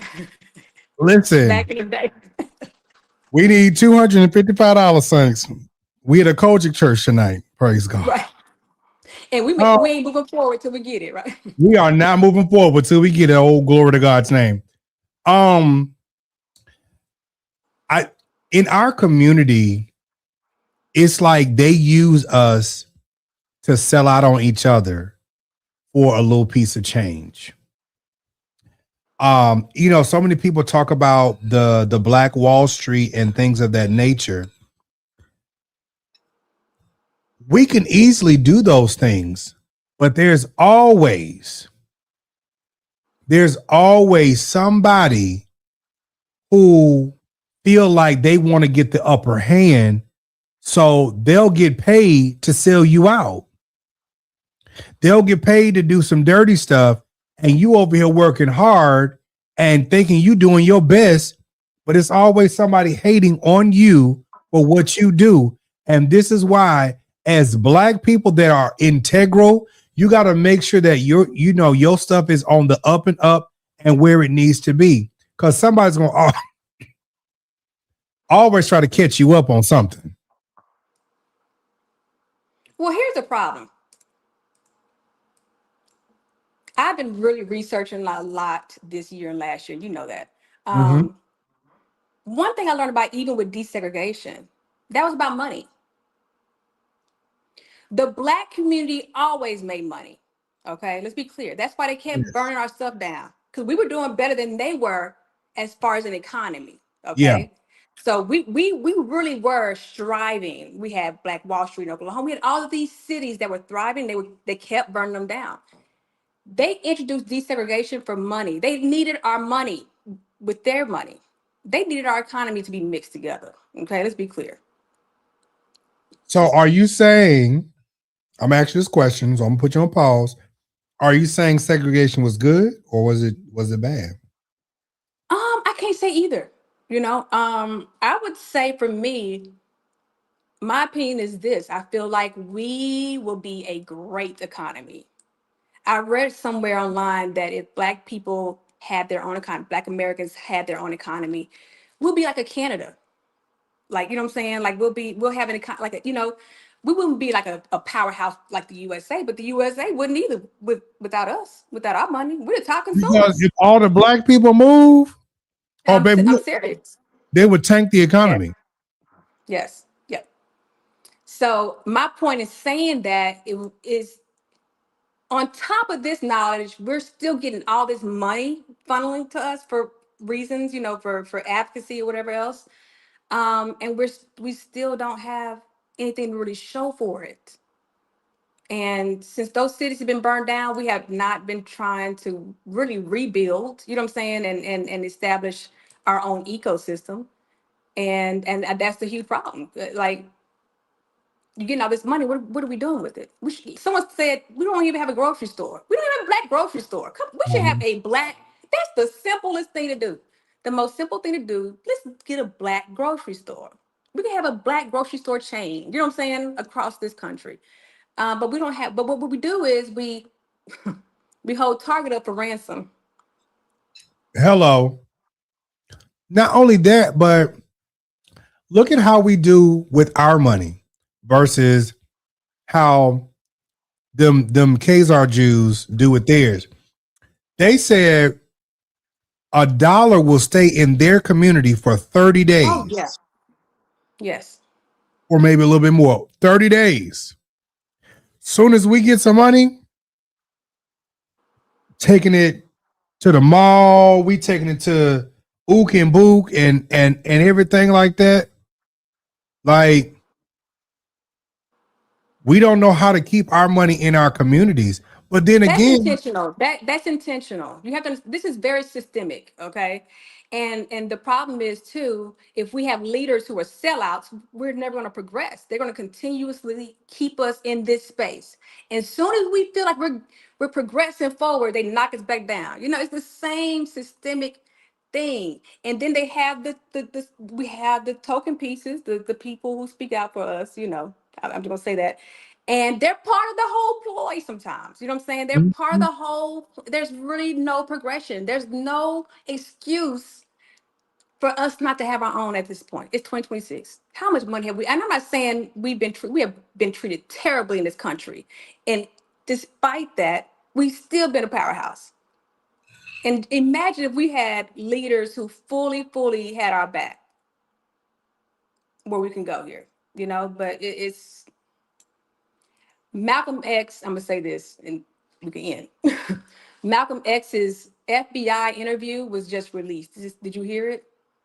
I didn't. I saw a piece of it on Twitter, or not Twitter, on Twitter and on Instagram. I saw a piece of it.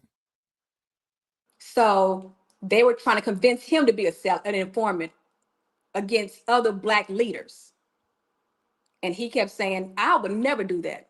I'm never gonna." And they were like, "We'll give you money. We'll make it worth your while." And I'm just telling you, the behavior of Malcolm X, that's all of our leaders should be like that. All of our leaders. But they taking money. They taking money for personal reasons, and they've held us at bay because we listen to them. That's another thing, manipulation. We listen to them, so we're believing them, and we're believing that, okay, this is the way we got to do things. No, it's not. No. Mm-mm. I have not worked this long in my life. We have worked to the bone, baby. What are we talking about here? And Black people have worked extra hard in these environments. But you know what's So, funny about that, Kym? mhm. Is that while we're talking about sellouts, look at how hard some of us Black content creators have to work just to even do anything, to even make $1. Hell, I'm sitting here right now asking for $255. That lets you know I don't get. And even if I'm online beefing, it still ain't making no money. But who is making money is the platform that I'm on. I've been preaching this for a long time. Now you about to tap into something. Absolutely. Now, I know we should say we should get our own platform, which is great. A black tube would be great. But everybody ain't trying to get on that because so my thing is, it's like we sitting up out here fighting and beefing and we still ain't making no money. And what I always try to explain to people is you don't start making money, especially on these platforms, until YouTube. Between YouTube and Facebook, they're the highest paying platforms. You don't start making money until your videos hit. You won't see no money until your video hit 1,000. You won't see a significant amount until your video is over 10,000. So it's like you really won't see money until your stuff is in the millions. And you have to really work hard to get it in the millions. So while we're on here doing the absolute most, beefing and all of this stuff, you ain't making no money. You're not. And if you look at the people that's really making the money, they got millions of views. And 9 times out of 10, they white or they something else. It's the algorithms. It is. And this is why it pays that we have to keep up with the algorithm. We got to keep doing something to keep up, to keep going. Because if not, you're going to be lost in the sauce. That's all I tell people, baby, I'm not rich at all, by no means at all. I'm not rich at all. At all, period. So, I'm done. Yeah. And you have to pay people to push your content. You got to pay people to really get it out there, to really push it. But and that's why we should have our own. We should have our own stuff. I'm not begging them for nothing else. I don't beg anyway. I'm not begging y'all for nothing. I'm not doing it. I'm not. It's 2026. Why we still begging?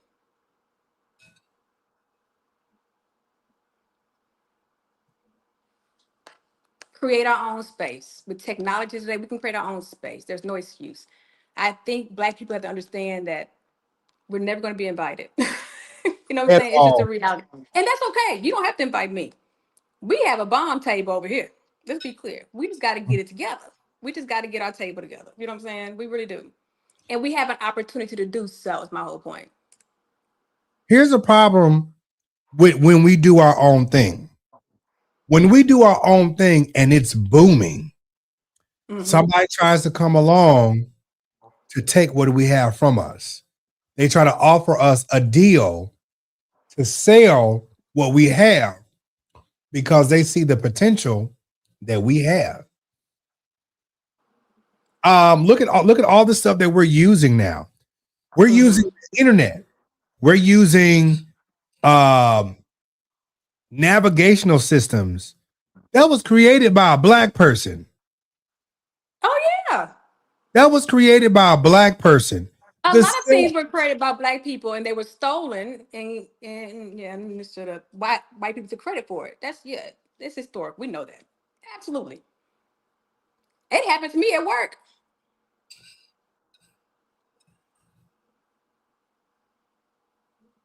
It's just, So I'm saying, if we have the attention of these people and if we're able to bargain and negotiate with these entities, we have to send people who are going to be super transparent, who knows what they're doing. Not that I don't want you to have all the likes and all the clickbait. I just want you to get the job done, right? I don't need you to be popular. I want you to be effective, right? We need people in there who can go in there and speak. Not only that, but what are the implications? What are the ramifications of this boycott? What does that look like for our community if we boycott a Target? You know what I'm saying? Let's get an economist on the team to say, hey, we do this. This is what we got to strategize. And that means the church has to move out the way and allow people who know what they're doing. They don't want to do that because this is how we We're how they make their money. Not to say, and everybody's not like this, but they call us sheep. They are. A lot of them are, yeah. They call people sheep because sheep are dumb. And in order for them to keep doing and keep profiting, i.e. Brian, i.e. Jamal, you have to keep selling them something that they're willing to buy. So you keep selling them hope. Keep hope alive. You keep selling them hope, and they're going to keep buying into what is their hope. I got a word from the Lord. I need all my prophetic seed money back. I'm just saying. Honey, keep I selling build a them. house with that money. I feel the word. I mean, keep selling them hopes and dreams, and you're going to keep prospering. A lot of these people that I have talked about have become multimillionaires because they have sold hope. They have sold dreams, and these dreams have been a lie. You have sensation. We have done this to our own people. We've done this to our own people. We've sensationalized. At this point, if people are mad about this, you're part of the problem. I'm sorry. If this offends you, you're part of the problem. Okay? I promise you, Black church people act like them doggone MAGAs. And it irritates my soul. It irritates me that we will be this loyal to people who, I'm just saying. Some people need to sit down. Some people need to just sit down and go get a job. How about that? Prayer Carrington said, "Good evening, Dr. Gladys West invented the GPS system, aka global positioning system that we use. She was an African American." Absolutely. We can go down the line and the list of things that Black people have created. We can go down the line and list all those things. But what happens is, just like with music, a white person comes along and then tries to duplicate it and say, oh, we made the GPS system. No, baby, let's give credit where credit is due. If it wasn't for a Black person, you wouldn't have nothing to steal from. Oh. Let's talk about that. If it wasn't for Black people, you wouldn't have the music that you have now.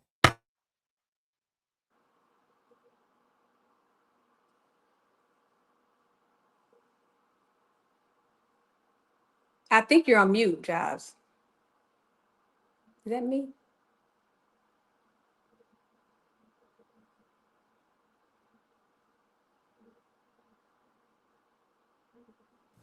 Is that me? Okay, there we go. My sound went out. I'm like, what happened? Okay, there you go. So this is the thing. My sound had went out. Listen, what you said, they stole my sound. They try to steal my sound. See what I'm saying? They stole your sound. Y'all, we need $235. $235. $235. You said Jesse Jackson preached keep hope alive. Hello. See, we don't want to do that tonight. We don't want to do that tonight because it's a lot of things that we can talk about with Mr. Jackson.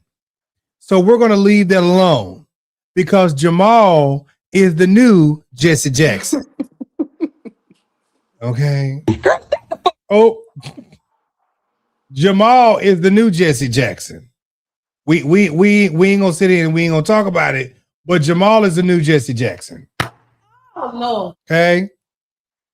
And at the end of the day, we're empowering people with hope, and we're amping them up with sound.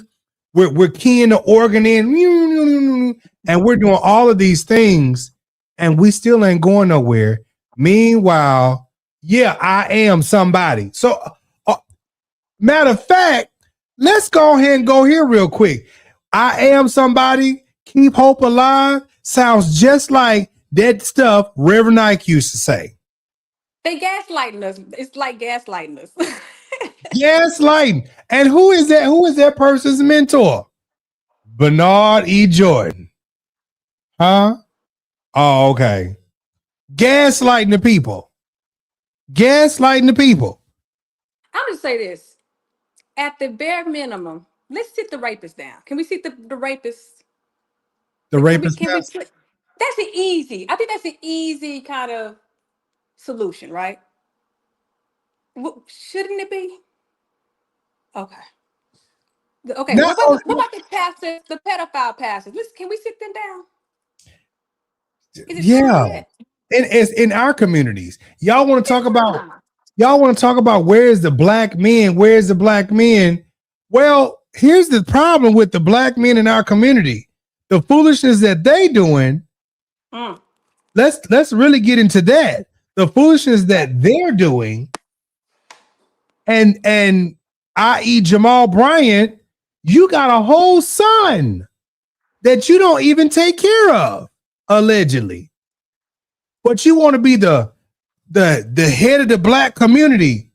How about take care of your son? These are, let me say this without being shady. I think these are valid concerns, right? And from a leadership standpoint, to say I'm a leader movement, I think it's almost hypocritical, Yeah. and so that I agree, it has to be addressed in the fact that, okay, you know what? Oh, how can I say this? I'm so conflicted, Lord. Is this gonna be on part 2? It's gonna be on part. I'm trying to figure out how to say that. Yeah, I'll say that for tomorrow. And see, here's the other part about where we're going and what we're saying. Y'all, we need $235. $235. We almost out of here. Here's the part about what I'm saying. All of these messages that people preach about hope and all of this. Listen, hope is good.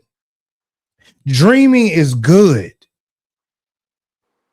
But in order to do that, you have to teach the people.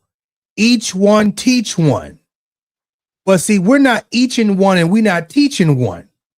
We're sitting up here giving you smokes and mirrors, and and we just give it to you, and hopefully you get it. And then in our communities, the reason why people are scheming and doing all this other stuff is because they're trying to get it the best way they know how.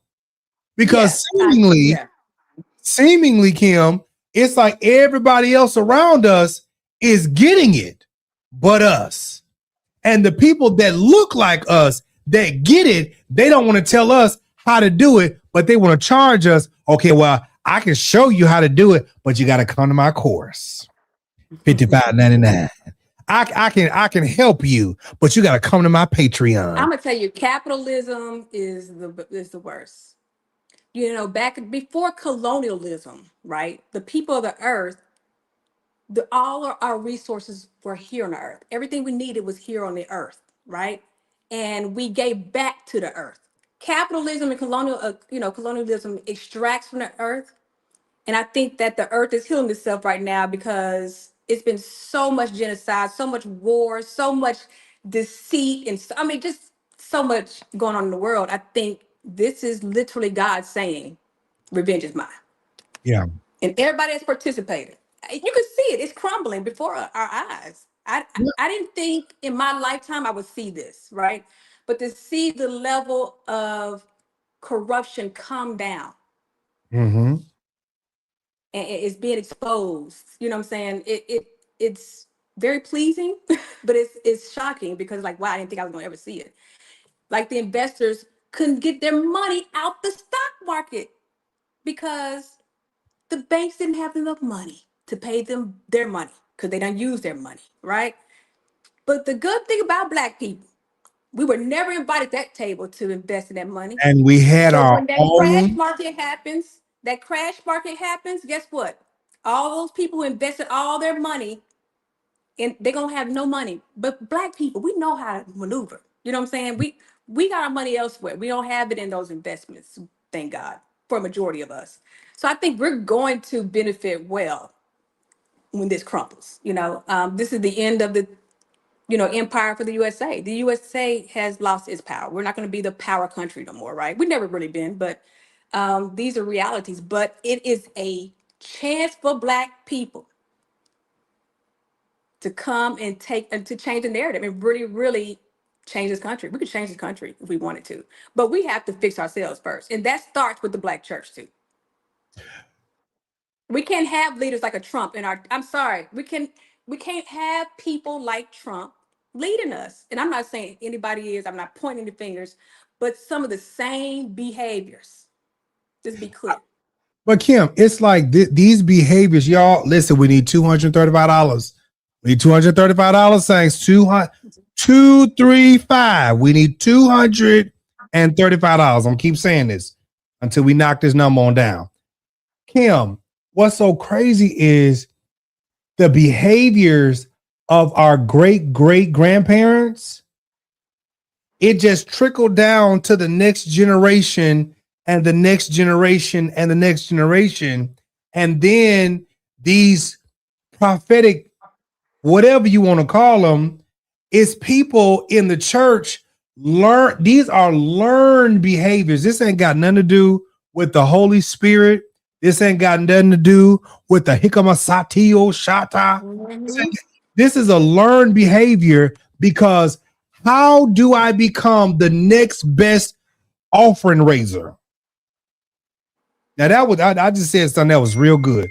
How do I become the next best person that can raise the biggest offerings? Because in our generation, we have Brian Carn, we got Juanita Bynum, we got Todd Hall, and maybe a few other scallywags out here. How do we let this go on for so long? What are we doing? Literally, when you look at all this behavior, all the money we've sown, all the doggone conferences, I don't want another conference. I'm tired of conferences. We need an ecosystem, not a conference. I don't want a conference. Don't spend the money on the conference no more, y'all. The churches. What is the conference for anyways? There's a conference every other day on social media. I'm tired of conferences. I'm tired of My big toe when conference. when we're going to apply what we learned in the conferences to real life. Like, why do we need another conference? It's just all that money, that's been funneled through the church. How much do churches make in one Sunday? They said $1 billion. So as a whole? Yeah. Yeah. One Sunday is $1 billion. I mean, look at the mega churches. Well, they're not really mega no more, but look at the mega church in that season. These people will pull in, some of them will pull in $100, $200, $1 million a Sunday. But then my question with that is, what are you doing with that? Well, the conference is another money laundering scheme. I think that's why they have conferences, to justify the money they're spending. I mean, seriously, it makes no sense to me on why. And I'm not saying every pastor. I think the pastors who don't have the big platforms are doing the real work. I really do believe that. And I hope one day that they can get the exposure that they deserve. But this other stuff, we have to cut it out. And there has to be accountability. There has to be accountability. I cannot follow you blindly anymore. I'm not going to do that. And we should not want to do that. We should question. We should create an environment where it's okay to question. And it's a safe space for me to question. Or if someone offended me, like if I've been a victim of something, I should be able to have a safe space to go and have these conversations. But it literally is like the elites in us. And you know what I'm saying? Like there's an elite class, just like the whole situation, what's going on in America. You have the elite class who will do whatever they want to do, and then you have us who are trying to figure it out and trying to, make sense of all this chaos. Mm-hmm. I'm over it. And, another thing we have to do, and I'm going to say this, we have to denounce white Christianity. My God.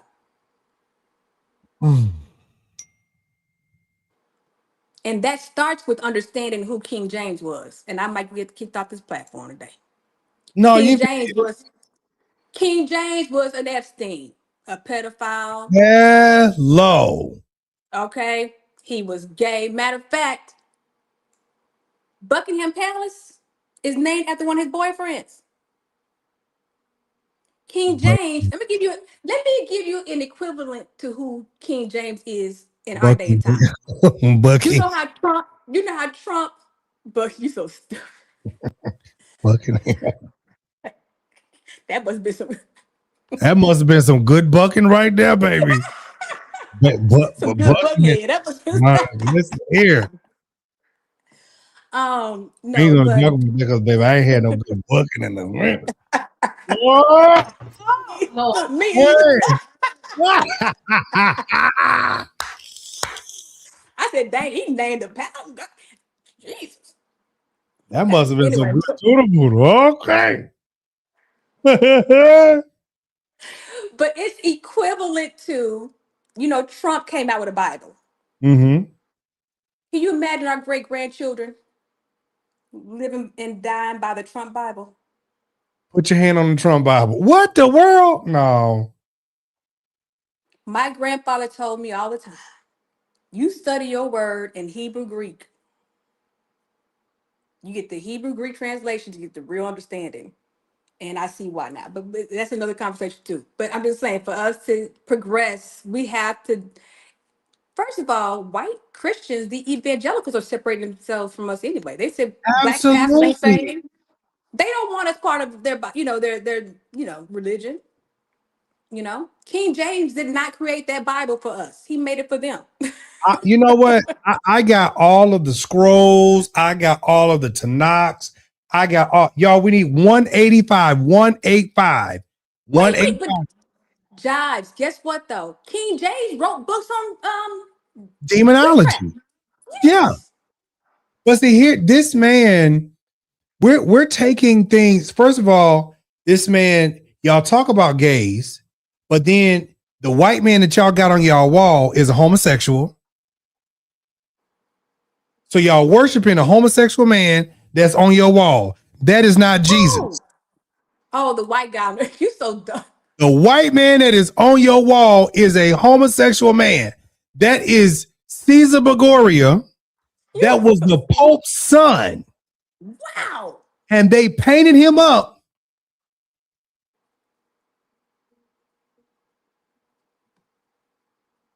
And everything that was us, period. If you go over to, well, I think it's Germany, they said Mary was black. Russia. That's Russia. That's in Russia. Russia. Yeah. Why is it that everything that is about us, they steal from us and paint it white? So if it's not right, it's not right. What's going on? So then I thought about something because I was watching. I'm a huge Bridgerton fan. Y'all, we $185. $185 sayings. If everybody give $20, we'll be where we need to be. $185. Now, I'm a big Bridgerton fan. And I thought about something. I said, wait, let me see. If we go back to every generation, every 100 years, and all of this stuff like that, when did black people really get in the position that we're in now? It's been thousands of years, not just 400 years. It's been thousands of years. There was a black ruler that ruled everything. There were black dynasties. There were black communities. They were all over the place. We were not no damn savages. No. We had kingdoms. And then some of these buildings you see today are a result of that too. Yeah. Like when I go to, I was in the Bahamas, and you see all of these dark-skinned, beautiful people, but then you see some white folks there trying to mix in and mingle in. Man, get out of here. I love my black people. I love every shade, every color, from light to dark. I didn't had a piece of light to dark. So praise God. I love my black people. But we were told, and look at that little project with the babies, that if you're dark, you're evil. If you're dark, you're not right. Well, can I say this? the sun ain't our enemy though. Hello. Why is the source your enemy? The sun is our source. That's a question. Do you get what I'm saying when I say that? Okay. Oh, that's right, Miko. That's you need to go live anyways. No, my sister used to be like real heavy on, going live, dropping that knowledge and stuff. You need to go live. Shoot, let this push your unction. But that's the thing about us. And then it's like we're sitting here worried about what somebody gonna do. No, we have to start building our own stuff. And it's like Black people are out here doing it, but it's like somebody trying to take it at the same time. We don't even protect our own people. You know why we don't protect our own people? Is because we have been ingrained. It has been ingrained in us to act like this. And this is not 400 years of thinking. This is thousands of years. Look at the European dynasty. Do you know how far you got to go back to get to Queen Charlotte? You got to go back hundreds of years. And then you also have to think about there was some white folks before Queen Charlotte.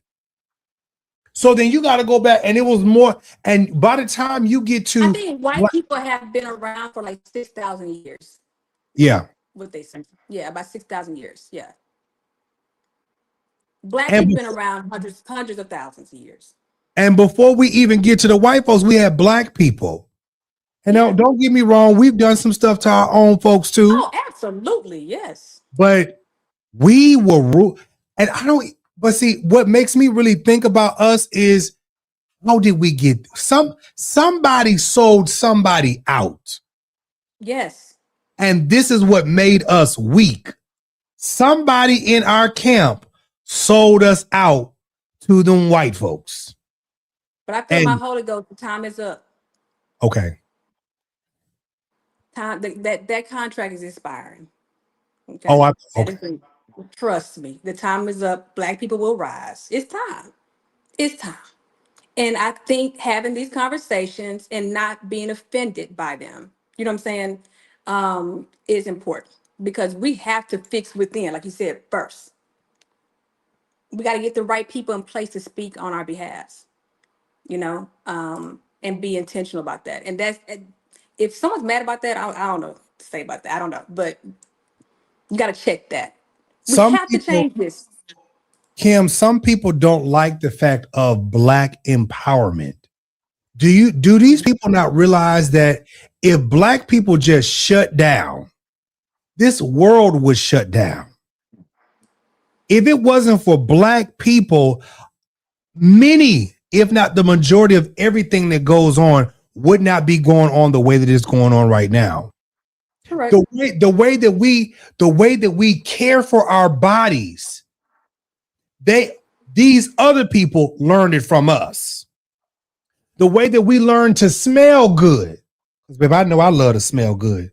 These other people learned from us. Absolutely did. The way that people learn how to mix chemicals. They weren't even taking baths. They weren't even taking baths over there in Europe. I'm just saying. Yeah. Time is up though. We had to teach these people how to wash their ass. No, seriously. Yeah, no, that's true. That's historically true. Dead ass serious. We had to teach these people how to wash their ass because they were taking baths once a month, once a year, or only when they got married. And then they would put powder in their hair to keep them from getting lice. What? If you really go back and look at history, how Caucasian people had to care for themselves, it's nasty. It's really nasty. So I feel like this, we learned that in our history books, right? Like you ain't saying nothing new. Like we learned that in history class. Like back in Europe, they weren't taking baths. They were not cleaning themselves. And they had to learn to. Yeah, We taught them. Yeah. Mm-hmm. Yeah. So I just feel like, again, I think in order for us to move forward, as a people, we have to be, That's very we true, can't Miko. be silent anymore. What happened? Oh, I was saying that's very true. She said, "Why do you think Moses said, 'Free my people'?" Mm. Paris, yes, I did see what Why you didn't said. Jasmine Crockett, I'm gonna say this. Somebody asked about Jasmine Crockett, why she didn't win.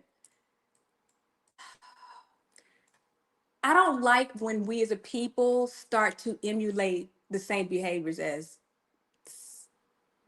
other people. There has to be, for me, a level of decorum because the fight was too precious that my ancestors fought for me to get out here and act like them. Because, see, they don't value nothing. Oh, Lord, I don't want to be. I'm saying they don't value stuff like we do. You know what I mean? And the things that our ancestors had to go through to get us here. And I saw her do an interview with someone in front of the Capitol building, and they asked her about Elon Musk. And she says, F Elon. But she said the word F Elon. And I'm like, Baby, you're where's the saying this, decorum? you're saying this in front of the very Capitol building slaves built for you to be here. No, you I can't act love like them. I love We, Jasmine Crockett, but Mhm. it for us as a people, it's almost like we have to eat in going in certain positions, we have to step our A game up 3, 4, 5 times just to be better than these piss ass people who are sitting Agree. in these positions and ain't worth a damn. But when we come in these positions, we have to speak a certain way. We have to act a certain way. And these people, excuse me, these people act like crap.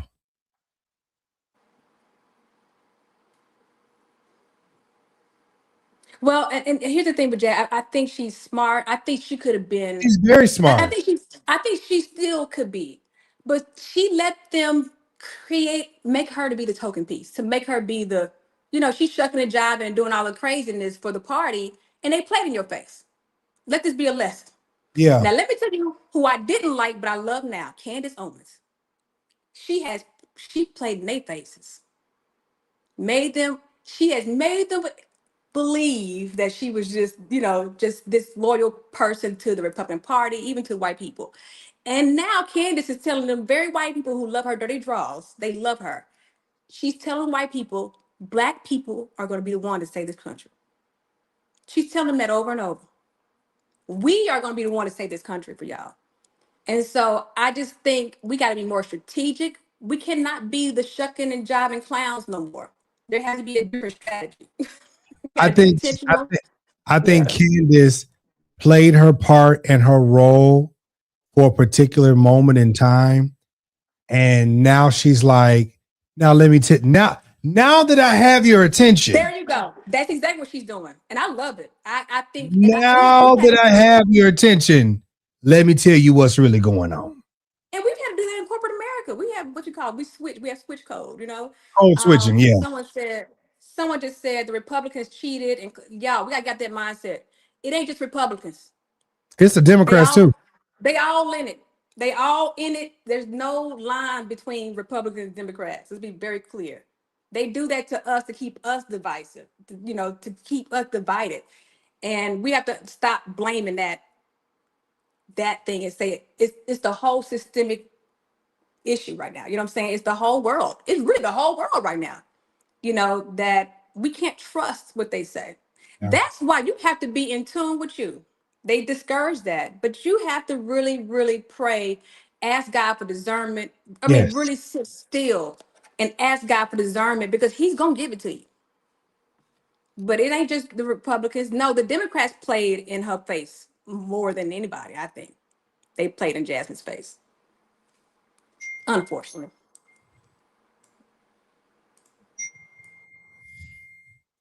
Wait a minute. My cousin just said Uh, this. Cousin, I am live right now. What's going on? Oh yeah, Shekinah Glory. Yeah, she did. I was so appalled that she did that, and she said the word. I'm like, girl, like I can't go in front of my job and say, like it's just, and I wouldn't. I'm just saying, we can't act like them at all, and we shouldn't want to. Let's be clear. Democrats didn't want to say how Trump helped Jesse Jackson before they split. Listen, I don't care about any of that stuff. They all in cahoots. They all benefiting from each other. Let's be clear. I'm not benefiting. We ain't benefiting. Hello. I'm not even gonna go down those. I don't care. Yes. Dion, we know you are an ass kisser. Okay, What do so you say? What he happened? said Democrats didn't want to say how Trump helped Jesse Jackson before they split. Listen, we know you over there with Patrick Wooden, and you are over there doing whatever Patrick Wooden tell you to do, or Patrick Wooten is terrible. Patrick How did Wooden he is. fit? Why ain't nobody said anything? Let me tell you, this Gen Z generation, though, this Gen Z generation is gonna get with you. They gonna get with you. And here's Like, my thing. Here's my thing with all of this. Y'all, we need 185, $185. If 5 people give $20, we'll cut that 185 down to 85. And if 4 more people give $20, we'll be down just to $5. Can we do it tonight? So that would be like 9. If 9 people give $20, we'll be out of here. Here is the thing. That is, we have a problem. Thank you, LaKendra. We have a problem when it comes down to our own people. We have a problem when it comes down to trusting our own people. Why? Because we have been taught to do the damn foolishness by white people, and because we have been tripped over and fucked over so much and so many times, we not only do we not trust, well, I'm gonna say it like this: we would be quicker trusting white people than we do our own. And that's crazy to me. That's crazy. The main people who taught us how to be conniving and trickery are the very folks that we run to. Now, ain't that some bitch? Ain't that a bitch? I think it's I have a different point of view. I can't say white people. I'm gonna say the elites, right? I have to say that because I think the middle class white people are the most bamboozled people in the situation. Okay. Oh, There you go. I think they've been bamboozled. We know they've been bamboozled. We know the truth. We've been through this oppression. We understand it. We know how to pivot through it. If white people figure out they've been bamboozled, they're gonna lose their minds. They're not gonna know how to even operate because they think they're superior. You don't have any rule over anybody. But they be on Twitter like, "Oh, this is my country. This is ours," and I'm just like, you are the most fooled, and you're the most weaponized. But they need you around, baby, to think that stuff. But Kym, do they not realize that this is not their country? Well, Because wait, hold on, Kym. If hold on, let me start on this. Yes, I if love they it. don't realize that y'all white asses came from Spain, Poland, Germany, and they said we're gonna send our worst. They sent their worst to this country. Europe, Spain, Poland, Germany, Australia. They sent their worst to America. Okay, can I tell you what I learned? Go ahead. So I've been researching my own family tree for a documentary my sisters are doing. And I was able to download the voyage report from the government website that has all the slave voyages, the slave trips, right? And they made the mistake of having it in the Excel download, baby. I'm an Excel guru. Okay. So I downloaded all the trips from 14 whatever to 18 whatever it was. So 400 years, right? And it's 400 times spent. You telling me because I downloaded and I did my pivot tables and my analysis, okay? You telling me that you shipped 11 million Africans on ships that probably held from a range 200 to 300 people for 400 years. The first 200 years, there was only recorded a million for 200 years. The last 200 years, you trying to tell me you brought in 9 million people? Wait, so let me calculate how many ships per day that would have taken for 200 to 300 years. And when I did my calculation, it was around 80 ships a day. Okay. Not to mention that, but there was a fight in Europe about there's a movie called Belle. I think it's called Belle.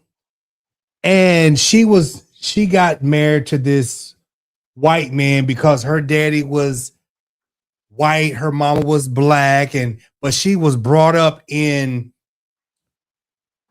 wealth, and her grandfather was one of the judges and all of this stuff. There was a fight over the that people was making hand over fist off dead black niggas off of just the insurance because they treated us like cattle. Yes.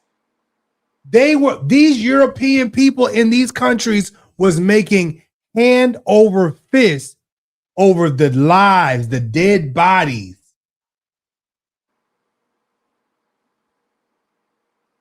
So here's my theory. We were here. We were here anyway. We were here. I think the transatlantic slave situation was backwards. It was reversed. I think they shipped Africans out of here.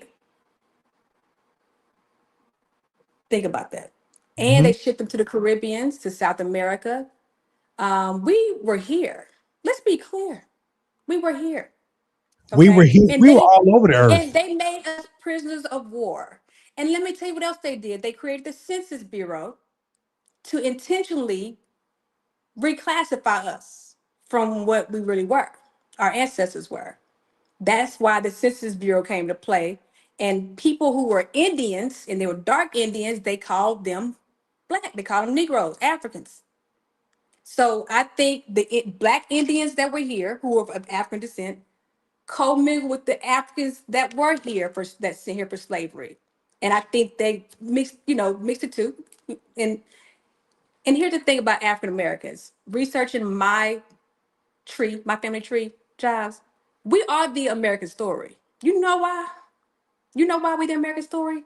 Because we got indigenous blood, we got African blood, and we got European blood. And our tree tells the entire story of what America is. Because my great great grandmother she was enslaved, and on the same branch of the tree was her enslaver, the white man who enslaved her, and that's their story together. They have children. And here we are. That is the American story. So my thing is, we are the dream. We are the American. I feel like black people are the American dream. We're the American story. We have kept this country afloat in many ways, but we're not appreciated by it. But that's changing. The time is up. Did I say time is up? You did. Now, before we leave, y'all, we need 100. Yeah, I'll take the topic. Lord Jesus. This is not what we was supposed to be. We'd already talked about what we were going to talk about tonight. Tomorrow, we're going to finish up this whole financial situation with Jamal Bryant. Listen, everybody, we need $185. Kym, I want to say thank you for coming on tonight. This has been good, and we're going to finish this up tomorrow. Tomorrow's Friday, so it is very important that we understand what's going on.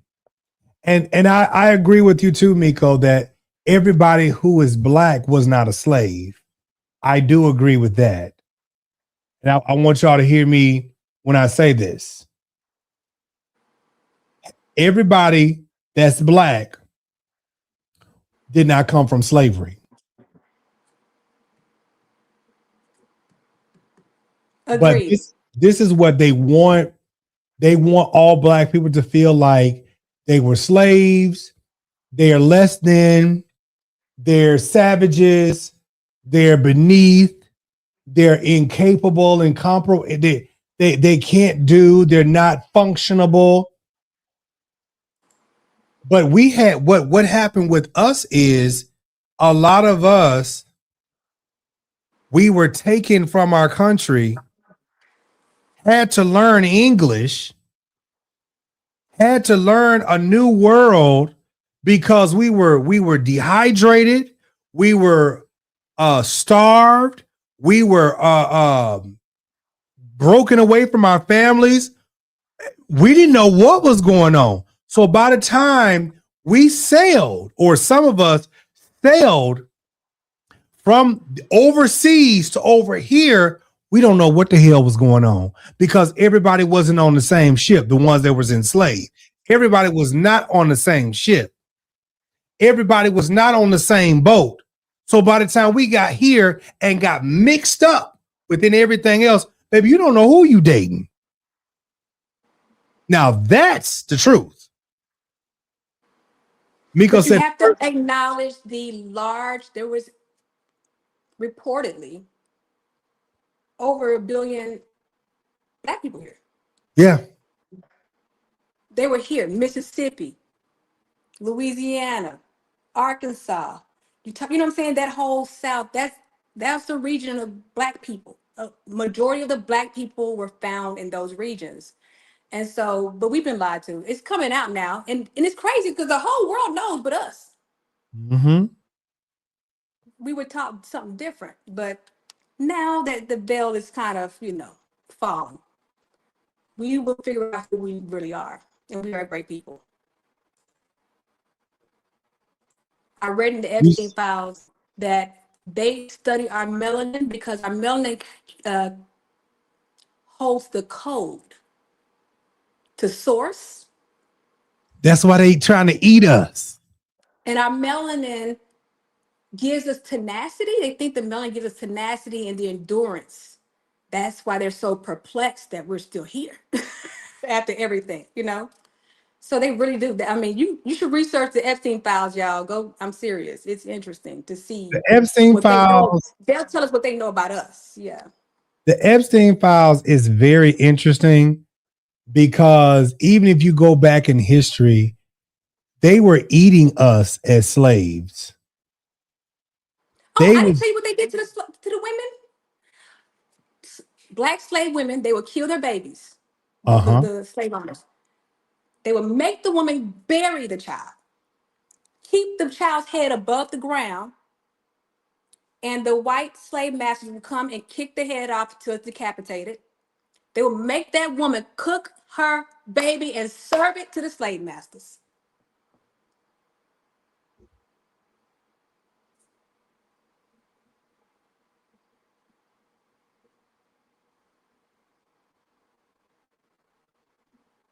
What?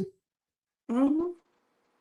In order for us not to even pass down our language and traditions, they cut your tongues off, they muzzle you. You were forbidden to speak your language, to speak our language and to pass it down. That's why we don't know our language. We don't know what our religions are. We don't know anything because they forbade it and they would cut their tongues out.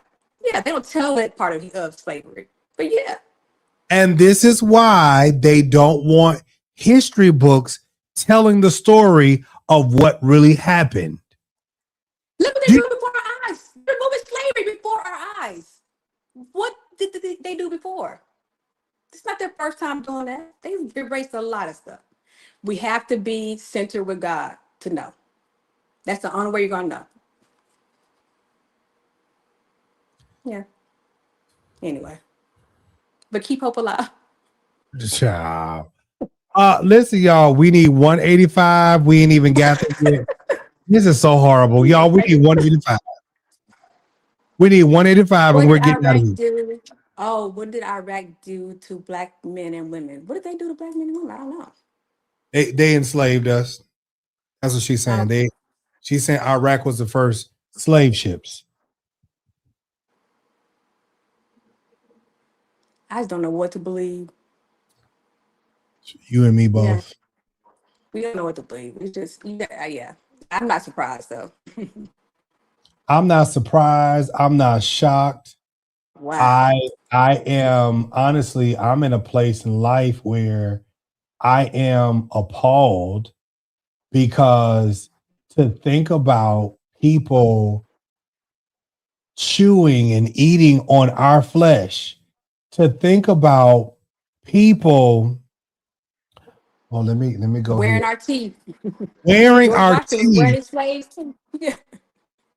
our hair as cushion. Cushions. Yeah. Our skin as leather couches and yeah, like chairs and Our skin as jackets. And like to me, I'm just like, wow.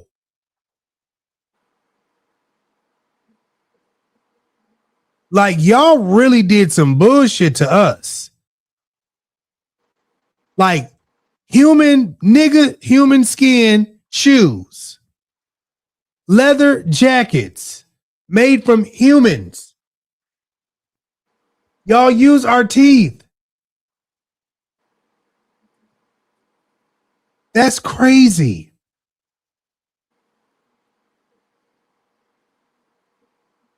we serve the same religion. We practice well, Honey, we we serve the same God? I think not. I said we practice the same religion as far as I said we got to denounce the white Christianity. I'm sorry, I denounce it already. I'm not abiding by that. I can't serve the God the oppressor serve. Ain't no way. And they don't serve my God. Ain't no way. Exactly. And yet, why are we so forgiving of people? That's what I'm talking about. That's exactly what why are we so forgiving? Too forgiving. And I mean, I don't have a problem with nobody because my grandma No. just raised me like that. But it's like, baby, I have to when my spirit don't sit right with certain people, even my own people, baby, I'm looking. Mm-hmm. I'm looking. If y'all ain't paid attention to all the stuff that's going on in our community, Miko, we got it, sister. The first slave trade was Iraq. Yes, I agree. I agree with that. Cause my sister gonna wear it out. She gonna let you know. I'm gonna research that now. I'm gonna That's go. I'm gonna interesting. Google that when I get ready to go lay down in this I bed. know, right? I'm interested in that. Yeah. Oh, what they did to black, the stuff that Listen. these people have done to black people, just as a whole. Well, that's why they're so paranoid.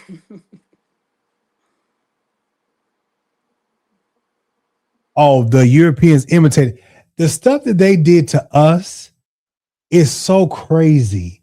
That's why when I sat back a couple weeks ago and I just did the numbers. I said we've been in slavery for thousands of years. Like before there was any European dynasty, before there was any European and all of these Arabs and stuff like that. Just think about like all of these black kingdoms that nobody even talks about. Just think about now. You got to go over there in Ethiopia to really try to get all this information. Cause I got. Let me show you something right over here. You see that, And the nigga? Vatican. The Vatican holds all the secrets. Someone asked this question: what do you think about those Caucasians who are woke and truly want to know our history, and those indigenous people who, I think I've seen there's a trend now where white people are anti-racist and they're going to forever have to unravel their racism because every white person has racism in there because of the systemic white supremacy, right? That we live in. And I think they have to, it's going to be a lifelong challenge, right? For them to literally be intentional to not being racist. I think the same thing with misogyny. When men have to unlearn misogyny. Like I'm not ever dating anyone who does not understand the implications of misogyny on women. You know what I'm saying? Because that has to be unraveled too. And I think that's a lifelong journey, even in our churches, the misogyny in our churches. So those things have to be addressed. We cannot live in a society where women are the lesser vessel. I think it's appalling. Yeah, Not the women who give birth, that we are the portal of life. You absolutely. know? So yeah. Well, listen, y'all ain't gave me my $185. So listen, we're gonna collect it tomorrow when we do the show. So because listen, it's 10:44 and I know it's 9:44 over there on your side. Thank y'all so much for being on. We will be back here tomorrow. Got to go clock back in. Listen, Vicky, thank you for being here. Everybody who was on tonight, thank you so much for being on the show. This has been really good. This is transition from one thing to this. This has been really good. And you see only a few people stayed, 146 people stayed. That goes to show you everybody does not want that knowledge. And this is the problem. They so quick, Kym, to run to the hikamashata the sata. They so quick to run to the hope and the dreams and mysticalisms and fairy tales. But when you start trying to empower them and let them know who, what, where, when, and why, and where we came from, maybe they scatter like roaches. I mean, that's okay. You know? So listen, y'all, we are going to see you all tomorrow. Same time, same place. All of that good jazz like that. Kym, you have something you want to say before we leave? We'll be back tomorrow, y'all. No, thank you. I enjoyed it. Yeah, tomorrow will be better. We're gonna have a little bit, we're gonna have multi for you tomorrow. Yeah. So I look forward to it. All right, everybody. So listen, peace out. I'm gonna see y'all later. Bye, y'all. Bye. What's good, family? This is the King Jives Show, and I'm your host, Demario Jives. We talk church, culture, truth, and the real state of humanity. No sugarcoating, just facts, proof, and receipts. Listen, don't forget to like, share, subscribe. Also, don't forget to hit that Cash App and donate to keep the show moving. Thank you. Oh, yeah. It's the King Jives Show, baby. Turn it up, turn it up. We riding high, spotlight glow. Healing hearts on the